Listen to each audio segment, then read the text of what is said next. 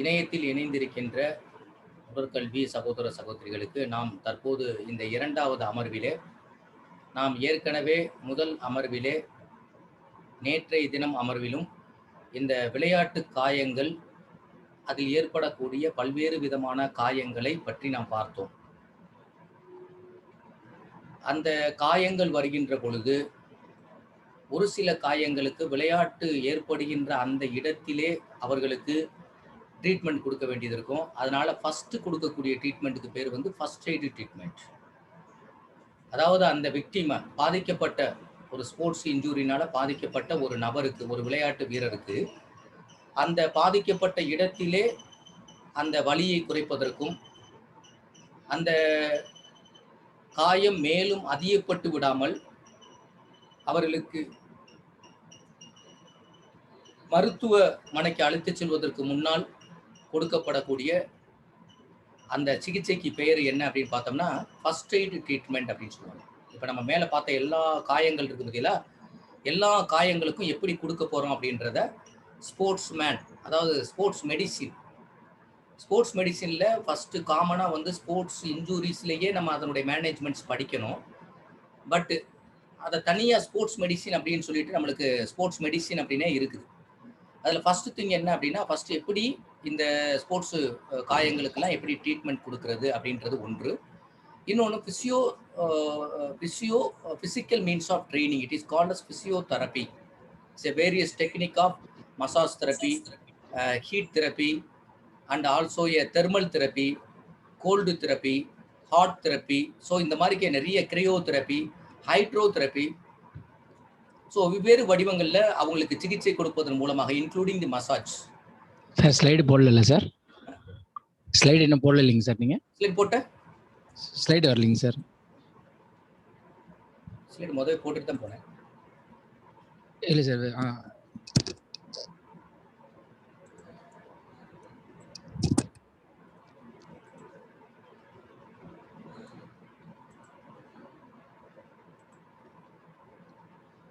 இப்போ ஆகுதா sir? Sir first ஸ்லைடில் நிற்குது சார். உங்கள் ஃபோட்டோ போட்டுருக்கு சார், அது இருக்குங்க சார். அது இருக்கா? ரைட். ஆமாங்க சார். இப்போ டிஸ்பிளே ஆயிடுச்சுல? டிஸ்பிளே ஆகுது சார். உங்கள் ஃபோட்டோ போட்டதுக்கு அது மட்டும் தான் டிஸ்பிளே ஆயிருக்கு சார். இப்போ என்ன ஆகுது? ஃபர்ஸ்ட் எய்டு வந்திருக்குங்க sir. Okay, correct. Okay, thank you. So நம்ம வந்து இந்த விளையாட்டு காயங்கள் ஏற்படுகின்ற பொழுது அவர்களுக்கு வந்து 3 விதமாக நம்ம ட்ரீட் பண்ணணும். ஒரு விதம் என்னன்னு பார்த்தோன்னா, ஃபஸ்ட்டு வந்து அந்த அடிப்பட்ட உடனேயே அவங்களுக்கு ஏற்படக்கூடிய காயங்களுக்கு ஏற்றால் போல அந்த பிரைஸ் ஆர் ரைஸ் என்று சொல்லக்கூடிய அந்த ட்ரீட்மெண்ட், ஃபர்ஸ்ட் எய்ட் ட்ரீட்மெண்ட். அப்படி அந்த ட்ரீட்மெண்ட் கொடுத்ததுக்கு பின்னாடி ஒரு 24 to 40 hours அவருக்கு பின்னாடியும் அந்த வலி தொடர்ந்துச்சு அப்படின்னா அதற்கு பின்னால் நம்ம வந்து ஃபிசிக்கல் தெரப்பி ஆஃப் அதாவது physical means of training, physiotherapy. Sir first slide போயிட்டீங்க. ஃபர்ஸ்ட் ஸ்லைடு என்ன ஸ்லைடு போகலண்ணா? சரி, ஓகே சார். Okay sir. இந்த ஃபிசியோதெரப்பியை போய் பார்க்கணும். ஃபிசியோதெரப்பியை பார்த்துட்டு ஃபிசியோதெரப்பி ட்ரீட்மெண்ட் கொடுத்த பிறகு கம்ப்ளீட் க்யூர் ஆன பிறகு, ஏன்னா ஃபிசியோதெரப்பி ட்ரீட்மெண்ட்னா என்னென்ன முன்னாடியே சொல்லிட்டேன். வந்து thermal therapy, cryo therapy, hydro therapy, wax therapy, இந்த மாதிரிக்கே வெவ்வேறு விதமான மீடியாஸ் மூலமாக, அதாவது மொடாலிட்டிஸ் மூலமாக, தெரப்பட்டிக் மொடாலிட்டிஸ். இந்த தெரப்பட்டிக் மொடாலிட்டிஸ் மூலமாக வெப்ப பரிமாற்றம் செய்து அந்த வெப்ப பரிமாற்றத்தின் மூலமாக நம்மளுடைய ஆர்கனை க்யூர் பண்ணுறது. அந்த காலத்தில் நம்மளுக்கு வந்து கிராமத்தில் ஒத்தடம் கொடுக்குறோன்னு சொல்லுவாங்க. யாருக்காவது வலி வந்துச்சு அப்படின்னா உப்புக்கல்ல போட்டு வறுத்து அதை வந்து ஒரு வெள்ளை துணியில் வச்சு நம்மளுக்கு ஒத்தடம் கொடுப்பாங்க. ஒத்தடம் கொடுக்கக்கூடிய நம்மளுடைய தமிழருடைய முறை தான் இன்றைய தினம் ஃபிசியோதெரப்பி என்று சொல்லப்படுகிறது. அதுதான் கான்ட்ராஸ்ட் பார்த்தா, அதுதான் வெவ்வேறு வடிவங்களில் வேக்ஸ் பார்த்தா. ஸோ ஹீட்டை டிரான்ஸ்ஃபர் பண்ணி ஹீலிங் ப்ராசஸ் பண்ணுறது. ஸோ ஃபிசியோதெரப்பி அப்படின்றது கம்ப்ளீட் ஹீலிங் ப்ராசஸ் கிடையாது. ஸோ அந்த டிசீஸ் ஹீலிங் ஆகிறதுக்கான ஒரு சூழலை நம்ம ஏற்படுத்தி கொடுக்குறது. ஸோ இதுதான் நம்ம பழங்காலத்தில் நம்மளுடைய முன்னோர்கள் பயன்படுத்தின முறைகள், மெத்தட்ஸ். அதே மாதிரிக்கு வந்து கேரளாவில் பண்ணப்படக்கூடிய ஆயுர்வேதிக் ட்ரீட்மெண்ட்ஸ், பஞ்சகவ்யா, இதெல்லாம் பார்த்தோம் அப்படின்னு பார்த்தோன்னா நிறைய ட்ரீட்மெண்ட் எல்லாமே அதனுடைய மாடிஃபிகேஷன் தான் இந்த ஃபிசியோதெரப்பி ட்ரீட்மெண்ட் அப்படின்றத சொல்கிறாங்க. வேற ஒன்றும் கிடையாது. ஸோ ஃபிசியோதெரப்பி அப்படின்றது வேற ஒன்றும் கிடையாது. நம்ம கொடுக்கக்கூடிய பழங்காலத்தில் நம்மளுடைய தமிழர்கள் பயன்படுத்திய முறைகள் தான் அவங்க பயன்படுத்துகிறாங்க. ஓகே, இப்போ இது 3 விதம். சாரி, ஒன்ஸ் அந்த ஃபர்ஸ்ட் எய்டு கொடுத்தோம், அதில் க்யூர் ஆகலை, ஃபிசியோதெரபிஸ்ட் பார்க்குறோம், மெடிக்கல் அலைன்மெண்ட் பார்க்குறோம். அதுலேயும் க்யூர் ஆகலை அப்படின்னா சர்ஜரி லெவலுக்கு போகுது. சர்ஜரி லெவலில் க்யூர் ஆனதுக்கு பின்னாடி ஸோ அவன் ஸ்போர்ட்ஸ் பார்ட்டிசிபென்ட்ஸுக்கு வரணும். அப்போ அந்த எந்த ஜாயின்லேயோ இல்லை எந்த இடத்துல அவனுக்கு பிரச்சனை இருக்கோ அது கம்ப்ளீட்டாக க்யூர் ஆகி நார்மல் ரேஞ்ச் ஆஃப் மூவ்மெண்ட். அந்த ஜாயின்ஸில் பிரேக் இருக்குது அப்படின்னா ஜாயின்ஸ் நார்மல். இப்போ என்னோட கை இவ்வளோ தூரத்துக்கு என்னால் உயர்த்த முடியும். ஃப்ராக்சர் ஆனதுக்கு பின்னாடி அந்த கை இவ்வளோ தூரத்துக்கு உயர்த்த முடிகிற வரைக்கும் வரக்கூடியதுக்கு பேர் வந்து post exercise. So physiotherapic exercise it is active phase and passive பேஸ்ன்னு இருக்குது. ஸோ ஆக்டிவ் எக்ஸசைஸ் கொடுத்து ஃபிசியோதெரபி ட்ரீட்மெண்ட் கொடுத்து நார்மல் அவங்களுடைய அந்த ரேஞ்ச் ஆஃப் மூவ்மெண்ட் கொண்டு வர வச்சதுக்கு பின்னாடி தான் அவனை ஸ்போர்ட்ஸ் ஆக்டிவிட்டியில் இன்வால்வ் ஆக முடியும். ஸோ ஸ்போர்ட்ஸ் பர்சன்ஸ் அகெயின் ஸ்போர்ட்ஸுக்கு நீங்கள் திரும்பணும் அப்படின்னா you have to depend upon the 2 things. One is the physiotherapy treatment, then another one is the exercise, corrective exercise. சரியான எக்ஸசைஸ் கொடுத்து அகெயின் அவங்கள ரீகெயின் பண்ணுறது, ஸ்போர்ட்ஸில் பங்கு பெற வைக்கிறது.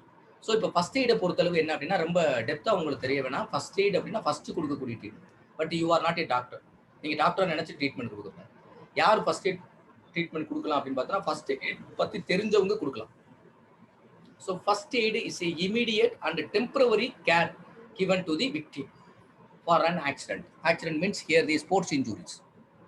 So first thing என்ன சொல்றான், தெளிவாவே என்ன சொல்றான் அப்படின்னு பார்த்தோன்னா கீவேர்டு பாருங்க. ஃபர்ஸ்ட் எய்ட் அப்படின்னாவே 2 பாயிண்ட் தான் கீவேர்டு. ஒன்று வந்து இமீடியட்டாக கொடுக்குறது, and immediate or temporary care given to a victim of an accident or sudden illness. திடீர்னு ஒருத்தருக்கு வந்து போயிட்டு இருக்காரு, மயக்கப்பட்டு விழுந்துடுறாரு அப்படின்னா அப்போ அந்த ஒரு சடன் இல்னஸ் நலம் இல்லாமல் போகும்போதோ இல்லை ஆக்சிடென்ட் ஆகும்போது அந்த பாதிக்கப்பட்ட விக்டிம் இருக்க முடியல, அவனுக்கு வந்து உடனடியாக இமீடியட்டாக இப்போ ஒரு ஆக்சிடென்ட் ஆகி பஸ்ஸில் ஆக்சிடென்ட் ஆகி கிடக்கு, நம்ம அந்த வழியாக போகிறோம் அப்படின்னா போய் ரத்தம் ஒருத்தருக்கு ஓடிட்டு இருக்கு அப்படின்னா முதல்ல அந்த ரத்தத்தை நிப்பாட்டணும். ரத்தம் லாஸ் ஆயிடுச்சுன்னா டாக்டர் வர்றதுக்குள்ள அவன் ஹாஸ்பிட்டலுக்கு ஷிஃப்ட் பண்ணுறதுக்குள்ள செத்து போயிடுவான். ஸோ ஃபர்ஸ்ட் திங் என்ன அப்படின்னா அவனுக்கு அந்த இடத்துல ஃபர்ஸ்ட் எய்ட் அவனுக்கு கொடுக்கணும்.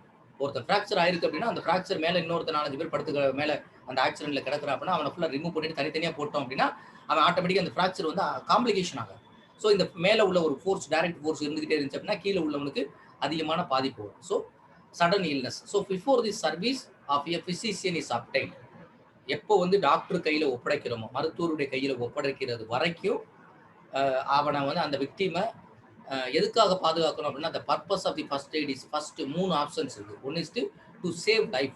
ஒருத்தன் பிளட்டு போயே செத்துடக்கூடாது. பிளட்டை நிப்பாட்டி வச்சுட்டோம் அப்படின்னா அவனை ஆஸ்பத்திரி கொண்டு போன பிறகு அவனை கேர் பண்ணி பிழைக்க வச்சிடறான். அதுதான் சொல்லுவாங்க அந்த காலத்தில் வந்து காந்திஜி சொல்லும்போது சொல்லுவார், 100 குற்றவாளிகள் தப்பிக்கப்படலாம், 100 குற்றவாளிகள் தப்பிக்கப்படலாம், ஆனால் ஒரு நிரபராதி தண்டிக்கப்படக்கூடாது.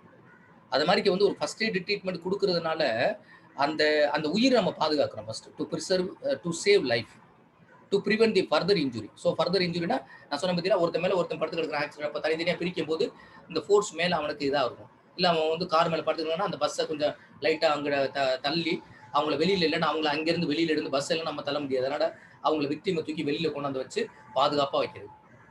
ஸோ ஒன்று லைஃப்பை சேவ் பண்ணுறோம், தென் ப்ரிவென்ட் தி ஃபர்தர் இன்ஜுரி. ஒரு இன்ஜுரி ஆனதுக்கு பின்னாடி சில பேர் வந்து ஃபர்ஸ்ட் எய்ட் பண்ணுறோம்னு சொல்லி அவனே நிறைய இன்ஜுரி ஆகி விட்டுருவான். இப்போ வந்து இப்போ நீங்கள் பார்க்குற அந்த ஒருத்தனுக்கு வந்து கை கால்லாம் இதாகலை அப்படின்னா அவனை எப்படி ஸ்டிப் பண்ணுறது? நீங்கள் கை காலை பிடிச்சி மறுபடியும் தோக்குனீங்கன்னா அந்த ஏற்கனவே ஃப்ராக்சர் ஆனது மேற்கொண்டு ஃப்ராக்சர் ஆகும். இப்போ ஃபர்ஸ்ட் எய்டு கொடுக்க போய் மேற்கொண்டு அவனுக்கு ஃப்ராக்சர், சும்மா கடந்தான் கிடந்திருப்பான். சும்மா கடந்த சங்க ஊதி கெடுத்தான்னு சொல்லுவாங்க தெரியுமா அந்த காலத்தில். அது மாதிரியே அம்பாடு கிடந்தான் கிடந்திருப்பான். அப்போ ஒருத்தவங்களை ஸ்டிப் பண்ணுற மெத்தட் இருக்குது. சில பேர் ஆளே இல்லை அப்படின்னா அவனை பெட்ஷீட்டில் வச்சு அவனுக்கு இப்போ முதுகு பகுதியில் அடிபட்டு இருக்கு அப்படின்னா அவனை எப்படி ஸ்டிப் பண்ணணும்? இல்லை காலில் அடிபட்டு அவனை இப்போ காலில் அடிபட்டுன்னா தொட்டில் மாதிரி வச்சுட்டு அவனை தூக்கி போகணும். காலை வந்து நம்ம ஒர்க்கு கொடுக்கக்கூடாது. ஸோ அந்த மாதிரி ஒவ்வொரு பகுதியும் அடிபடுறவங்கள இப்போ கையை அடிபட்டுக்குன்னா சப்போர்ட்டிவ் வச்சு கட்டிட்டு அப்புறம் அவங்கள ஸ்டிப் பண்ணணும்.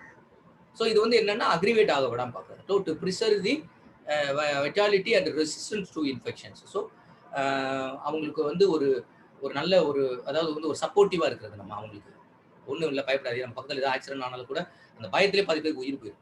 ஸோ நம்மளுக்கு வந்து அவங்களுக்கு ஒரு எனர்ஜெட்டிக்காக அவங்க இருக்கும்போது ப்ளஸ் அதோட வந்து அந்த காயங்கள் வந்து வரும்போது அதை வந்து ஒரு ட்ரெஸ்ஸிங் பண்ணி விடுறோம் அப்படின்னா அந்த இன்ஃபெக்ஷன் ஃபர்தராக ஆகாமல் அவங்கள வந்து டாக்டர் வர்ற வரைக்கும், டாக்டர் வந்துட்டாலும் அவன் hand you are A first either only. So அவ்வளோதான். ஸோ இதுதான் என்ன சொல்கிறான் அப்படின்னா முதலுதவி என்பது ஒரு மருத்துவருடைய சேவையை பெறுவதற்கு முன்னர் விபத்து அல்லது திடீர் நோயால் பாதிக்கப்பட்டவருக்கு, வீட்டில் திடீர் நோயால் பாதிக்கப்படுற சடன் இல்னஸ் வருது பதிலாக அவங்களுக்கு கூட நீங்கள் கொடுக்க முடியாது. எக்ஸாம்பிளாக ஒருத்தவங்க ஹார்ட் அட்டாக் வர மாதிரி இருக்கிறாங்க அப்படின்னா first you have to given the aspirin tablet. So aspirin tablet கொடுத்தவொடனே என்ன ஆகும் அப்படின்னு பார்த்தீங்கன்னா எல்லார் வீட்லையுமே ஆஸ்பிரின் டேப்லெட் இருக்கும். ஆஸ்பிரின் டேப்லெட் என்னன்னா அந்த ரத்த குழாய்களை கொஞ்சம் விரிஞ்சு கொடுக்கும். ஸோ எவ்வளவு சீக்கிரமா முடியுமோ அவங்கள வந்து டிரான்ஸ்போர்ட் பண்ணி நம்ம ஹாஸ்பிட்டலுக்கு கொண்டு போயிடணும் அவங்கள. ஸோ அந்த மாதிரி பண்றது. ஸோ எக்ஸாம்பிள் ஒரு உதாரணத்துக்காக நான் சொல்றேன். அடுத்து வந்து முதலுதவி நோக்கம் என்ன? உயிரை காப்பாற்ற, மேலும் காயம் தடுக்க, காயம் ஏற்படாமல் தடுப்பதற்கு, தொற்று நோய்கள் ஏற்படாமல் இருக்கிறதுக்கு, இதுக்கெல்லாம் வந்து நம்ம ஃபர்ஸ்ட் எய்டினுடைய நோக்கமாக, பர்பஸ், எய்மா இருக்குது அப்படின்றத நம்ம படிச்சிருக்கோம். ஸோ இப்போ வந்து என்ன அப்படின்னு பார்த்தோம்னா, அடுத்து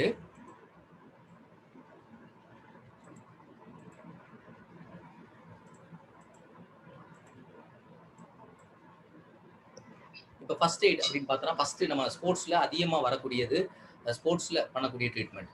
மைனர் ஸ்போர்ட்ஸ் இன்ஜூரிஸ், சின்ன இன்ஜூரி தான் இருக்கு, and once without severe symptoms can be treated at home with rice therapy.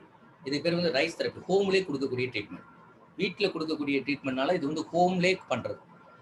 சின்ன ஒரு வீக்கம் வந்துச்சு, சின்ன ஒரு காயம் வந்துச்சு, அதுக்காக நம்ம மெடிக்கல் கூட்டிகிட்டு போகணும் தேவை கிடையாது. அவனுக்கு ரெக்கவரி பண்ண வச்சுட்டு நம்ம ஈஸியாக ட்ரீட்மெண்ட் கொடுக்கலாம். அதுக்கு கொடுக்கக்கூடிய ட்ரீட்மெண்ட் பேர் வந்து ரெஸ்ட், அதாவது வந்து ரைஸ் ட்ரீட்மெண்ட் சொல்லுவாங்க. ரைஸ் அப்படின்னா RICE, ஃபர்ஸ்ட் லெட்டர் ஆர். அந்த ஆருக்கு பேர் ஃபர்ஸ்ட் வந்து அந்த விக்டிமுக்கு ஃபர்ஸ்ட் ரெஸ்ட் கொடுக்கணும், முதல்ல ஓய்வு கொடுக்கணும். கூட்டமாக நின்றுக்கிட்டு அவனுக்கு ஆக்சிஜன்லாம் போகாமல் பண்ணவே கூடாது. ஸோ முதல்ல அவனுக்கு ரெஸ்ட்.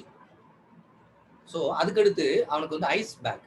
ஃபர்ஸ்ட் வந்து இப்போ க்ளோஸ்டு வூண்ட் இருக்குது அப்படின்னு வச்சுங்களேன், ஸ்ப்ரைன் ஆர் ஸ்ட்ரெயின் இது மாதிரி வரும்போது, இல்லை சிம்பிள் ஃப்ராக்சர் இருக்குது அப்படின்னா நீங்கள் அந்த டயத்தில் என்ன பண்ணலாம் அப்படின்னா, யூ ஹேவ் டு தி ஈஸ்டே ஐஸ் பேக், கிரையோதெரப்பி கொடுக்கலாம்.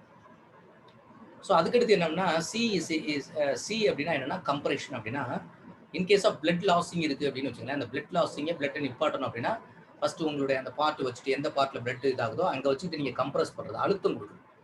நீங்கள் வந்து நமக்கு அந்த கம்ப்ரெஸ் ஃப்ராக்சர் ஒன்று படிச்சோம்ல, எதிராக ஒரு போன் மோதிக்கு இருக்கிற கம்ப்ரெஸ் ஃப்ராக்சர் படிச்சோம்ல, அது மாதிரி நீங்கள் என்ன பண்ணால் எந்த இடத்துல பிளட் போகுதோ அந்த இடத்துல வச்சுட்டு கையை வச்சு ஃபுல்லாக சப்போர்ட் பண்ணி அந்த பிளட்டை வெளியில் வராமல் கொஞ்சம் நேரத்துக்கு லாக் பண்ணி வச்சுக்கிட்டோம் அப்படின்னா பிளட் நின்றுடும். அப்படி இல்லைன்னா நீங்கள் என்ன பண்ணலாம்னா அதுக்கு ஒரு சப்போர்ட்டிவாக ஏதாவது வந்து ஒரு ட்ரெஸ்ஸிங் மாதிரி பண்ணி கொஞ்சம் அழுத்தமாக ஒரு பேண்டேஜ் மாதிரி போட்டு அந்த ரத்தத்தை வெளியில் வர விடாமல் தடுக்க முடியும். So C for compression.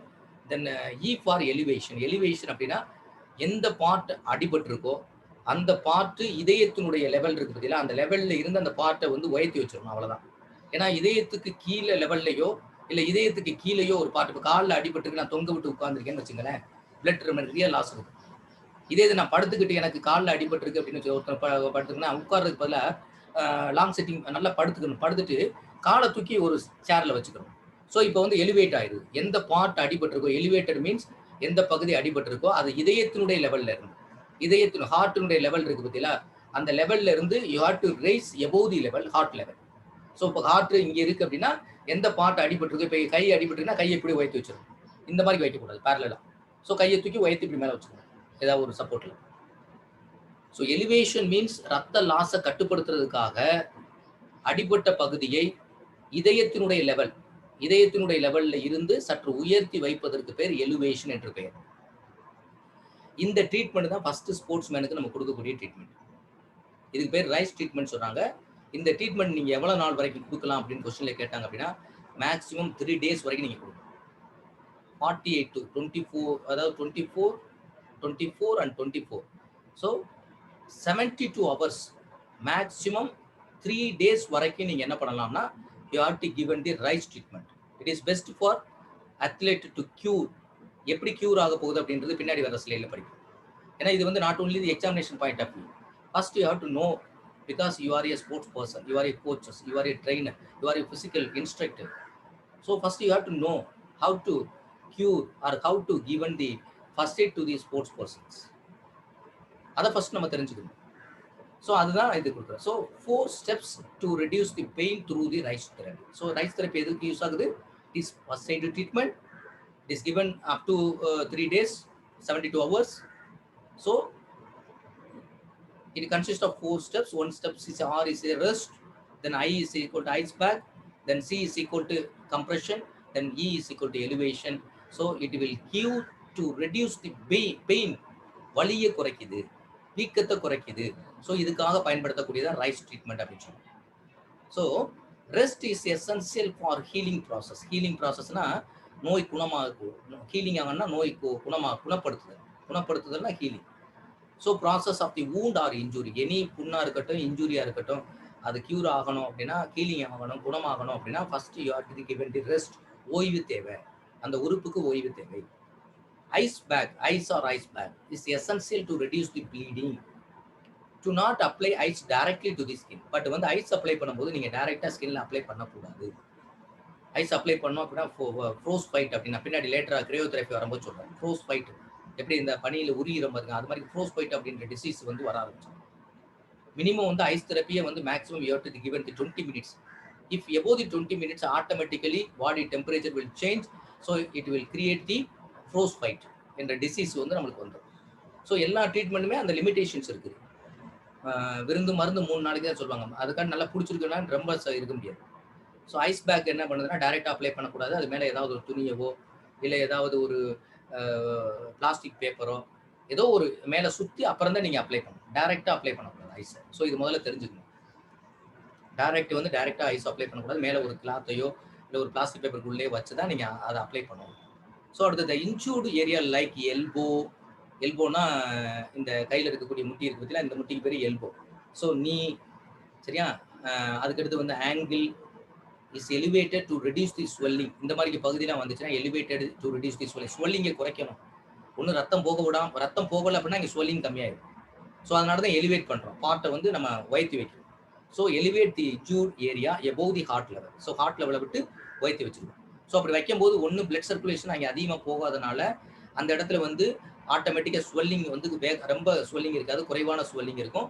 Otherwise வந்து இன்னும் வந்து க்யூரிங் ப்ராசஸையும் ஸ்டிமுலேட் பண்ணி கொடுக்கும். ஸோ இது வந்து ரைஸ் ட்ரீட்மெண்ட். ஸோ இதுதான் ரைஸ் மீன்ஸ் இஸ் ரெஸ்ட்ல உட்காந்துக்காரா. ஸோ ஐஸ் அப்ளை பண்ணுறாரு. கம்ப்ரெஷன். ஸோ இது வந்து பேடு வச்சு கம்ப்ரெஸ் பண்ணியிருக்காரு.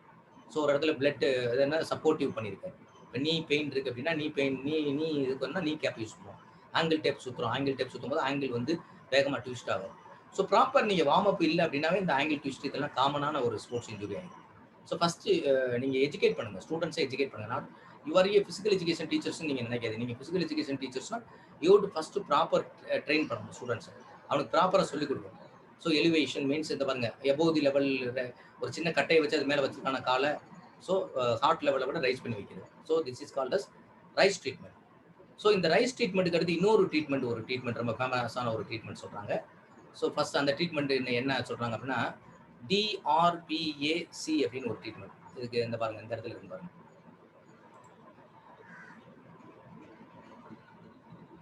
இந்த ட்ரீட்மெண்ட் தான். ஸோ இந்த ஸ்லைட் அங்கே வந்திருக்கணும். DRAPC இது வந்து இப்போ லேட்டஸ்ட். முதல்ல வந்து ரைஸ் ப்ரைஸை பற்றி நீங்கள் ஆல்ரெடி தெரிஞ்சிருப்பீங்க. ஏன்னா நீங்கள் படிக்கும்போது ரைஸ் இருந்துச்சு. அப்புறம் படித்து ரொம்ப நாள் கேப் விட்டவங்களுக்கு இந்த ப்ரைஸை பற்றி தெரியாது. ஸோ ப்ரைஸ் அப்புறம் வந்தது. ஸோ அதுக்கடுத்து இன்னைக்கு லேட்டஸ்ட்டாக பார்த்தோன்னா APCன்னு சொல்லுவாங்க. இது APC நான் வச்சு ஏபிசிக்கு முன்னாடி டாக்டர் போட்டுக்கணும், டிஆர்னு போட்டுக்கணும். ஸோ ஈஸியாக மனப்பாடம் ஆச்சா. ஸோ இந்த மேனேஜ்மெண்ட் என்னன்னா இது ஸ்போர்ட்ஸ் மேனேஜ் பண்ணுறதுக்கு DRAS ஏபிசி. ஏபிசினா ஏர்வே, பினா பிரீத்திங், சி மீன்ஸ் சர்க்குலேஷன். முதல்ல நீங்கள் செக் அவுட் பண்ணணும். முதல்ல ஒரு விக்டிம் இருக்கான், ஒரு ஸ்போர்ட்ஸ் பர்சன் இருக்கான், அவன் அடிபட்டு மயக்கப்பட்டு கிடந்திருக்கான் அப்படின்னா முதல்ல அவனுக்கு பிரீத்திங் கரெக்டாக இருக்கா, ஏர்வே கரெக்டாக இருக்கா. ஏர்வே க்ளோஸ் ஆகி இப்படி மயக்கப்பட்டு இப்படி கிடக்கிறான் அப்படின்னா முதல்ல இதை ரிலீஸ் பண்ணி விட்டு அவனுக்கு வந்து மூச்சு நல்லா வாங்குற அளவுக்கு வைக்கணும். ஃபர்ஸ்ட் ஏர்வேயே க்ளோஸ் பண்ணி ஓப்பன் பண்ணி விடும். இதான் ஃபர்ஸ்ட் ட்ரீட்மெண்ட்ல ஆரம்பிக்கிறதுல நீங்கள் இங்கே ஏர்வேக்கு வந்திருக்கு. இது ஏபிசி மட்டும் நான் சொல்கிறேன். It is called as ABC treatment. So first ஏர்வேயை அவனுக்கு ப்ராப்பராக கொடுத்துட்டோம்னா மூச்சு உள்ளே போக ஆரம்பிச்சிச்சு அப்படின்னா பிளட் சர்க்குலேஷன். ஸோ அதுக்கடுத்து வந்து செகண்ட் வந்து நீங்கள் என்ன செக் பண்ணணும் அப்படின்னு பார்த்தா பிரீத்திங் கரெக்டாக இருக்கா. ஸோ நீ ஏர்வேயை ஓப்பன் பண்ணி விட, ஏர்வே லாக்காக இருக்குது இல்லைனா மூக்கில் போய் ஏதாவது அடைச்சி கிடக்கு அப்படின்னா அவனுக்கு அதை முதல்ல ஓப்பன் பண்ணி விடணும் ஃபர்ஸ்ட். அது பண்ண பிறகு ஏர்வே ஓப்பன் ஆயிடுச்சு அப்படின்னா பிரீத்திங் கரெக்டாக வருதா, ஸோ பிரீத்திங் பண்ணுறானா அவன், அதை செக் அவுட் பண்ணும். ஸோ பிரீத்திங் பண்ணதுக்கு பின்னாடி சர்க்குலேஷன்ஸ் ப்ராப்பராக இருக்கா, பிளட் சர்க்குலேஷன்ஸ் இருக்கா, அதை செக் அவுட் பண்ணும். ஸோ இதுதான் வந்து ஏபிசி ட்ரீட்மெண்ட் சொல்லுவாங்க. ஸோ அந்த ஏபிசி ட்ரீட்மெண்ட் வந்து என்னது, D for danger, R for response. So இதை பற்றி நம்ம வந்து நான் எக்ஸ்பிளைன் பண்ணும்போது இந்த அஞ்சையும் பற்றி நான் இப்போதைக்கு இந்த கம்பேரிசன் படிச்சுங்க தெரிஞ்சுக்கங்க. ஸோ இப்போ அடுத்து பார்த்தோம் அப்படின்னா இதுதான் D for danger, R for response, B for breathing. ஒரு டேஞ்சராக இருக்கக்கூடியவங்களுக்கு என்ன நீங்கள் ரெஸ்பான்ஸ் இதெல்லாம் பாருங்கள். அதே மாதிரி மவுத் டு மவுத் ரெஸ்பான்ஸ் பண்ணுறது.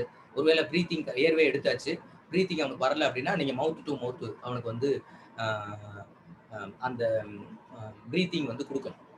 அப்படி இல்லைன்னா ஹார்ட்டில் வச்சு கம்ப்ரெஸ் பண்ணி ஹார்ட்டு ஃபங்க்ஷன் ஆகலை அப்படின்னா ஹார்ட்டில் வச்சு ஹார்ட்டு கம்ப்ரெஸ் பண்ணணும். கீழே வந்து சப்போர்ட் பண்ணி உங்கள் உடம்பு வெயிட்டபுளாக இங்கே கொடுத்துடக்கூடாது. ஸோ உங்கள் உடம்பு வெயிட்டபுளாக வெளியே வச்சு கையில் இருந்துக்கிட்டு ஸோ ஹார்ட் வந்து கரெக்டாக ஸ்டிமுலேட் பண்ணுறதுக்காக ப்ரெஷர் கொடுக்குறீ அப்படின்னா ஸோ சம்டைம்ஸ் வந்து ஒரு அது அந்த ப்ரெஷர் வந்து ஹார்ட்டை இயங்க வைக்கும். ஸோ இப்படி தான் விக்டிம்ஸ்க்கு பண்ணணும். ஒன்று ப்ரீத்தை சரி பண்ணுறதுக்கு mouth to mouth. So otherwise ஹார்ட்டை இது பண்ணுறதா இருந்தால் ஹார்ட்டில் வந்து கம்ப்ரஸ், ஒரு நிமிஷத்துக்கு இவ்வளோ தான் கம்ப்ரஸ் பண்ணணும்னா அது சில விதிமுறைகள்லாம் ஃபர்ஸ்ட் எய்டில் இருக்குது. ஸோ அந்த அளவுக்கு உங்களுக்கு கொஸ்டினில் தேவை கிடையாது. So B for breathing, A for airway and circulations. So இது வந்து நம்ம இது வந்து பண்ணுறோம். So management of sports injury அப்படின்னு வந்தோம்னு வச்சுங்களேன், இது காமனாகவே என்ன அப்படின்னா ஃபர்ஸ்ட் ஏர்லி டயக்னோஸ். ஒருத்தங்க அடிபட்டிருக்கு, அவன் கிந்தி நடக்கிறான், இல்லை ஏதோ ஒரு பிரச்சனை இருக்கான், வா உனக்கு என்ன பிரச்சனை ஒரு மாதிரி நடந்துட்டு இருக்கீங்க அப்படின்னா அவன் ஏர்லி அது அக்ரிவேட் ஆகி பெருசாக அவன் நம்மள சொல்ல மாட்டான், வலி இருக்குன்னு வீட்டில் சொல்ல மாட்டான். திடீர்னு வந்து அவனுக்கு ஒரு பெரிய இன்ஜுரியா வரும்போது அவனுக்கு வந்து ஸ்போர்ட்ஸ்ல இருந்து உள்ள கலந்துக்கிறாங்க, பெரிய இன்ஜுரி ஆகிடும். ஃபர்ஸ்ட் ஸ்போர்ட்ஸ் மேன் ஒவ்வொரு மூமெண்ட்டையும் நீங்க அனலைஸ் பண்ணிக்கிட்டே இருக்கணும். அவன் நடக்கிறது, அவன் போடுறது, நார்மலா நடக்கிறானா, ஓடும் போது எது முகத்துல ஃபேஸ்ல வந்து வலியை உணர்றானா, ஸோ அவனை கூப்பிட்டு நீங்க கைட் பண்ணணும். அப்பதான் you are A good coach. So first eight கொடுக்கணும். தென் இமிடியேட் மேனேஜ்மெண்ட் என்ன கொடுக்கணும். லேட்டரல் மேனேஜ்மெண்ட்ல தான் நான் சொன்ன விஷயம், 2 விஷயம், பிசியோதெரப்பி, அதுக்கு பின்னாடி போஸ்ட் எக்ஸசைஸ் கொடுத்து அவனை நார்மல் ரெக்கவரி பண்ணி ஸ்போர்ட்ஸ் ஆக்டிவிட்டிக்கு உள்ள இன்வால்மெண்ட் கொண்டு வந்துடும். ஸோ இதுதான் கொடுக்குறாங்க. ஸோ அதில் வந்து ட்ரீட்மெண்ட், இன்னொரு ட்ரீட்மெண்ட் வந்து ப்ரைஸ் ட்ரீட்மெண்ட் அப்படின்னு சொல்லுவோம். PRI, அதே ரைஸ் உள்ளதான், ரைஸோட ஒரு வார்த்தை சேர்த்து பீன் போட்டுங்க. அதுக்கு வந்து ப்ரொடெக்ட்ன்றது பேர். அது என்ன அப்படின்றது பின்னாடி உள்ள ஸ்லைடில் பார்ப்போம். ஸோ இது உங்களுக்கு இமேஜினேஷன் ஆகணும் அப்படின்றதுக்காண்டி தான் நான் வந்து வெவ்வேறு ஸ்லைட்ல இருந்து எடுத்து உள்ள போட்டு வச்சிருக்கேன். சரியா, இது வந்து இம்பார்ட்டன்ஸ் கிடையாது. ஸோ அடுத்து பார்த்தோம்னா இப்போ ப்ரைஸ் அப்படின்னா இப்போ அதுக்குடைய எக்ஸ்பிளனேஷன் பாருங்க. The first line treatment for the muscular strain in the acute phase. Acute பேஸ்னா உடனடியாக வரக்கூடிய நிலை, பேஸ்னா நிலை. Acute injury, chronic injury or over use இன்ஜுரின்னு பார்த்தோம். பார்த்தீங்கன்னா அக்யூட் பேஸில் வரும்போது including the 5 steps commonly known as. 5 step. முதல்ல 4 ஸ்டெப் வந்து ப்ரைஸில் பார்த்தோம், சாரி ரைஸில் பார்த்தோம். இப்போ வந்து 5 ஸ்டெப்ஸ் வந்து காத்திருக்காங்க. எப்போ இருக்கக்கூடிய அக்யூடி பேஸில் இருக்கணும். அக்யூட் பேஸில் இருக்கணும். உடனடியாக ஒருத்தனுக்கு விழுந்து பிரச்சனை வந்திருக்கு அப்படின்னா அப்போ இருக்கிறவனுக்கு வந்து நீங்கள் 5 ஸ்டெப்ஸ் வந்து மேனேஜ் பண்ணுறதுக்கு பயன்படுத்தணும், ஸ்போர்ட்ஸை மேனேஜ் பண்ணுறது, அந்த இன்ஜுரியை மேனேஜ் பண்ணுறது. So first is the protection. Apply a soft padding to minimize impact with object. அதாவது அப்ளை சாஃப்ட் பேடிங். சரி, நீங்கள் வந்து அப்ளை பண்ணணும், சாஃப்ட் பேட் யூஸ் பண்ணணும் to minimize the impact with objects. So அதாவது வந்து நீங்கள் இந்த மாதிரி பேடு, ஷார்ட் பேர்ட்ஸ் வந்து ஏதாவது பேடிங் யூஸ் பண்ணும்போது வெளியிலிருந்து வரக்கூடிய அழுத்தத்து மூலமாக ஏதாவது ஆப்ஜெக்ட் மூலமாக வரக்கூடிய பிரச்சனையில ஃபர்ஸ்ட் ப்ரொடெக்ட் பண்ணிக்கணும்.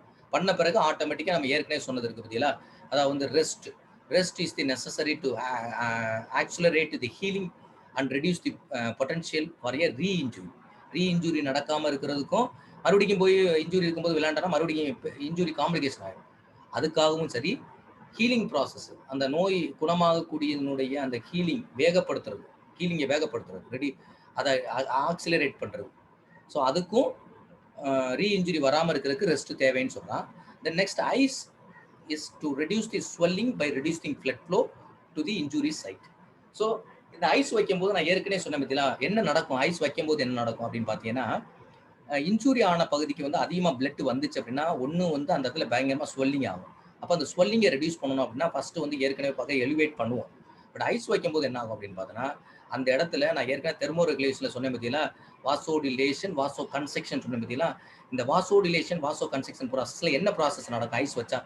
சாட் பாக்ஸ்ல போடுங்க பார்ப்போம். வாசோடிலேஷனா வாசோ கன்ஸ்ட்ரக்ஷனா? சாட் பாக்ஸ்ல போடுங்க. நோ ஸ்லைடு தெரியலையா தாமரன் சார்? சார் தெரியுதுங்க சார், பிரைஸ்ல தான் சார் இருக்கு. ஸ்லைட் ஃபர்ஸ்ட் போட்டது சார், பழைய மெசேஜ் சார் அது. அதான் பிரைஸ் தானே இருக்கு. ஆமாங்க சார், பிரைஸ் தான் சார் இருக்கு. Right. Vasoconstriction, very good. Vasoconstriction okay, கரெக்ட்பா. வாசோ கன்ஸ்ட்ரக்ஷன் அப்படின்றது என்ன அப்படின்னு பார்த்தோன்னா, ஐஸ் வச்ச உடனே அந்த மேல இருக்கக்கூடிய அந்த ஐஸ் வைக்கக்கூடிய ஏரியாவில் இருக்கக்கூடிய பிளட் வெசல்ஸ் எல்லாம் என்னன்னா சுருங்கிருச்சு அப்படின்னா, சுருங்கிருச்சுன்னா நான் ஏற்கனவே என்ன சொன்னேன், சுருங்கிருச்சுன்னா ரத்தம் வந்து வேகம், ஏன்னா பிளட் வெசல்ஸ் சுருங்கி இருக்கும்போது ரத்தம் நிறைய உள்ள வர முடியாது. அப்ப நிறைய ரத்தம் வர்றதை தடைப்படுத்திட்டோம் அப்படின்னா ஸ்வெல்லிங் ஆகாது. ரத்தம் வேகமா வந்துச்சு அப்படின்னா அது வீக்கம் கொடுத்து பெருசா வீங்கிடும். அப்ப ஸ்வெல்லிங் வர விடாம தடுக்கணும் அப்படின்னா நீங்க ஐஸ் அப்ளை பண்ண இமீடியட்டா என்ன நடக்கும் அந்த இடத்துல அப்படின்னா, அந்த பர்டிகுலரா என்ன பண்ணும் அப்படின்னு பார்த்தோன்னா, அந்த வாசோ கன்ஸ்ட்ரக்ஷன் ப்ராசஸ், அந்த பிளட் வெசல்ஸ்லாம் சுருங்கிறதுனால அதிகமாக பிளட் இங்கே வராமல் இருக்கும். அப்போ அதிகமாக பிளட் வராதனால ஸ்வெல்லிங்கை வந்து தடுக்க முடியும். ப்ளஸ் இன்னொரு பாயிண்ட் என்ன அப்படின்னா, பெயின் ரெடியூஸ் ஆகும். ஸோ பெயின் வந்து ரெடியூஸ் ஆகும் ஐஸ் அப்ளை பண்ணும்போது. இந்த 2 தான் ஐஸ் அப்ளை பண்ணுறதுனால. கொஸ்டின் வந்து எப்படி கேட்டாலும் ஆன்சர் பண்ணுங்க. Okay, vasoconstriction correct, answer correct. Okay, next. So இப்போ வந்து ப்ரொடெக்ஷன் பண்ணிட்டோம், ரெஸ்ட் பண்ணிட்டோம். ஐஸ் வந்து எவ்வளவு அப்படின்னா, never the ice for more than the 20 minutes. Important நோட்ஸ்ப்பா, நோட் பண்ணி வச்சுங்கப்பா. ஏன்னா இது வரைக்கும் கொஸ்டின்ஸ் வந்து நம்ம ஐஸ் தெரப்பி கேட்குறாங்க. ஐஸ் தெரப்பி எவ்வளவு நேரத்துக்கு மேல கொடுக்கக்கூடாது அப்படின்னு பார்த்தோம்னா, இந்த கொஸ்டின் ஆன்சர் பண்ணிக்கங்கப்பா. 20 minutes, more than 20 minutes. Damodaran sir அந்த ஸ்லைடு தெரியுதா? நான் மோர் தென் 20 மினிட்ஸ் அண்டர்லைன் பண்ணிக்கிறது தெரியுதா? சார் கிளியரா தெரியுதுங்க sir. Okay, very good. So more than 20 மினிட்ஸ்க்கு மேல நீங்க கொடுக்கக்கூடாது. எவ்வளவு நேரம் கொடுக்கணும் அப்படின்னா 20 மினிட்ஸ்க்கு மேல போச்சு அப்படின்னா அது என்ன காசஸ் பண்ணணும்னு கொஸ்டின்ல கேட்டான் அப்படின்னா அது வந்து ஃப்ரோஸ்பைட், FROSE, ஃப்ரோஸ்பைட், PITE, ஃப்ரோஸ்பைட் அப்படின்னா அந்த பனி இப்படி பனியில போன ஒருத்தன் உருகிடுவான் பாருங்க, ஒரு டெம்பரேச்சருக்கு மேல அதை கொடுக்கக்கூடாது. ஸோ அதுதான். ஸோ 20 மினிட்ஸ் தான் கம்பல்சரியா கொடுக்கணும்.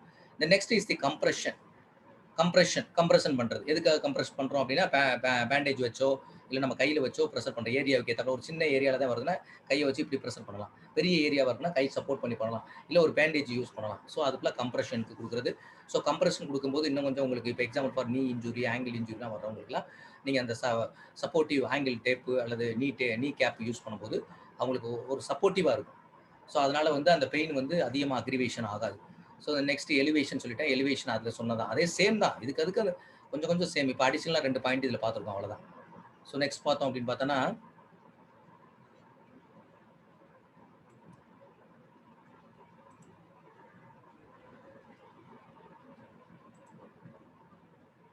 இதை தமிழில் அப்படியே கொடுத்துருக்கேன், வேற ஒன்றும் இல்லை. வேற அதே தான் நம்ம என்ன சொல்லியிருக்கணும் அதுதான். ஃபர்ஸ்ட் வந்து ப்ரொடெக்ட் பண்றோம். பிரைஸ்ல வந்து ஃபர்ஸ்ட் வந்து ப்ரொடெக்ட் பண்றோம், பாதுகாப்பு கொடுக்குறோம், அவ்வளவுதான். இந்த விஷயத்துல பாதுகாப்பு உடனடியாக நடவடிக்கைகள் நிறுத்தி அவங்களுக்கு வந்து பாதுகாப்பு அதை தான் கொடுக்கணும். ஸோ அதே தமிழ்ல கொடுத்துருவாங்க. அதான் பாதிக்கப்பட்ட பகுதிக்கு பாதுகாப்பு கொடுக்கணும், சப்போர்ட் பண்ணணும். சப்போர்ட் பண்ணிட்டு அந்த இடத்துல மேற்கொண்டு கூடுதலாக சேதம் வராத அளவுக்கு ப்ரொடெக்ட் பண்ணணும். அதுதான் ஃபர்ஸ்ட். அதனால தான் அதை நான் சொல்லும்போது இந்த சாஃப்ட் பேட்ஸ்லாம் யூஸ் பண்ணி அந்த இடத்த வந்து நீங்க சப்போர்ட் பண்ணணும், அக்ரிவேஷன் ஆகக்கூடாது அப்படின்றதுக்காக.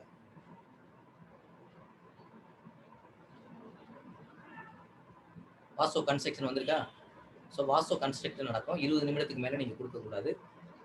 அப்படி கொடுத்த அப்படின்னா இந்த ஃப்ரோஸ்பைட் அப்படின்ற டிசீஸ் வந்து வந்துடும். ஸோ அதைத்தான் சொல்லியிருக்காங்க. அழுத்தம் கொடுக்குறது எல்லாமே நான் சொன்னது தான். உயரம் வந்து காயமடைந்த பகுதியை உயர்த்துவது, ரத்த ஓட்டத்தை குறைப்பதற்கும் அந்த பரப்பில் வீக்கம் வராமல் இருக்கிறது. ரத்தம் அதிகமாக வரேன்னா அது வீக்கம் ஆகாது.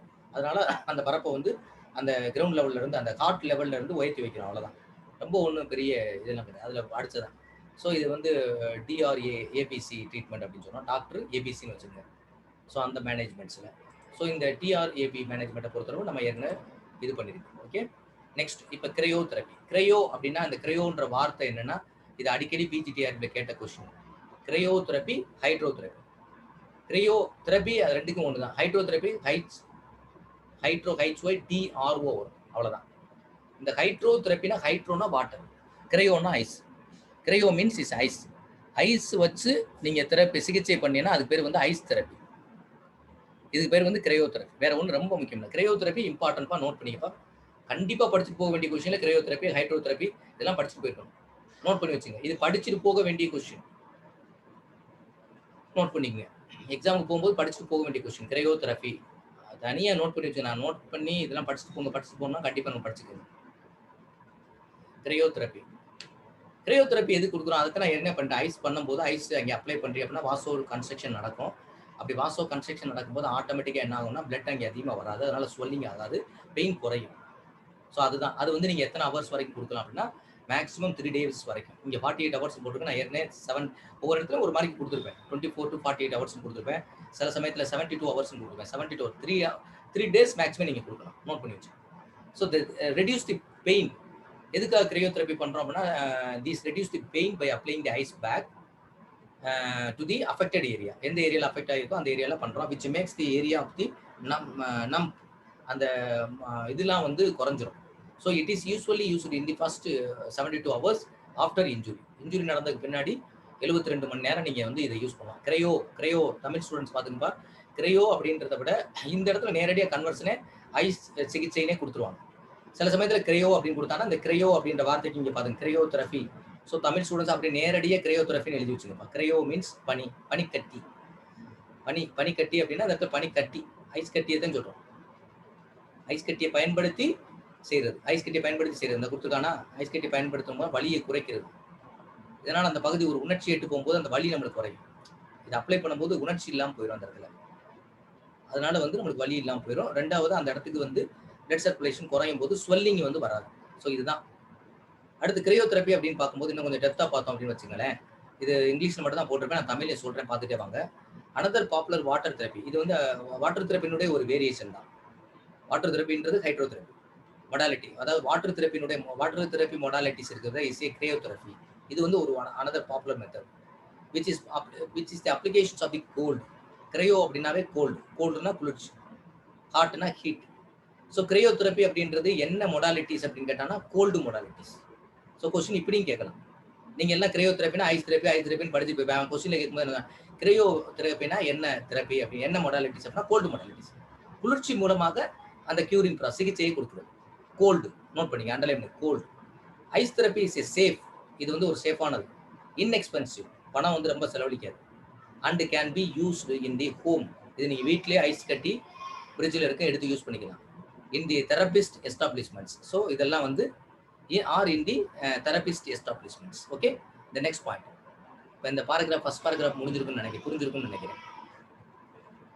இதுக்கு முன்னாடி பார்த்த ப்ரைஸு ரைஸு டிஆர் ஏபிசி அப்படின்றது உங்களுக்கு எல்லாத்துக்கும் புரிஞ்சிருச்சாப்பா? எஸ்ன்னு போடுங்கப்பா.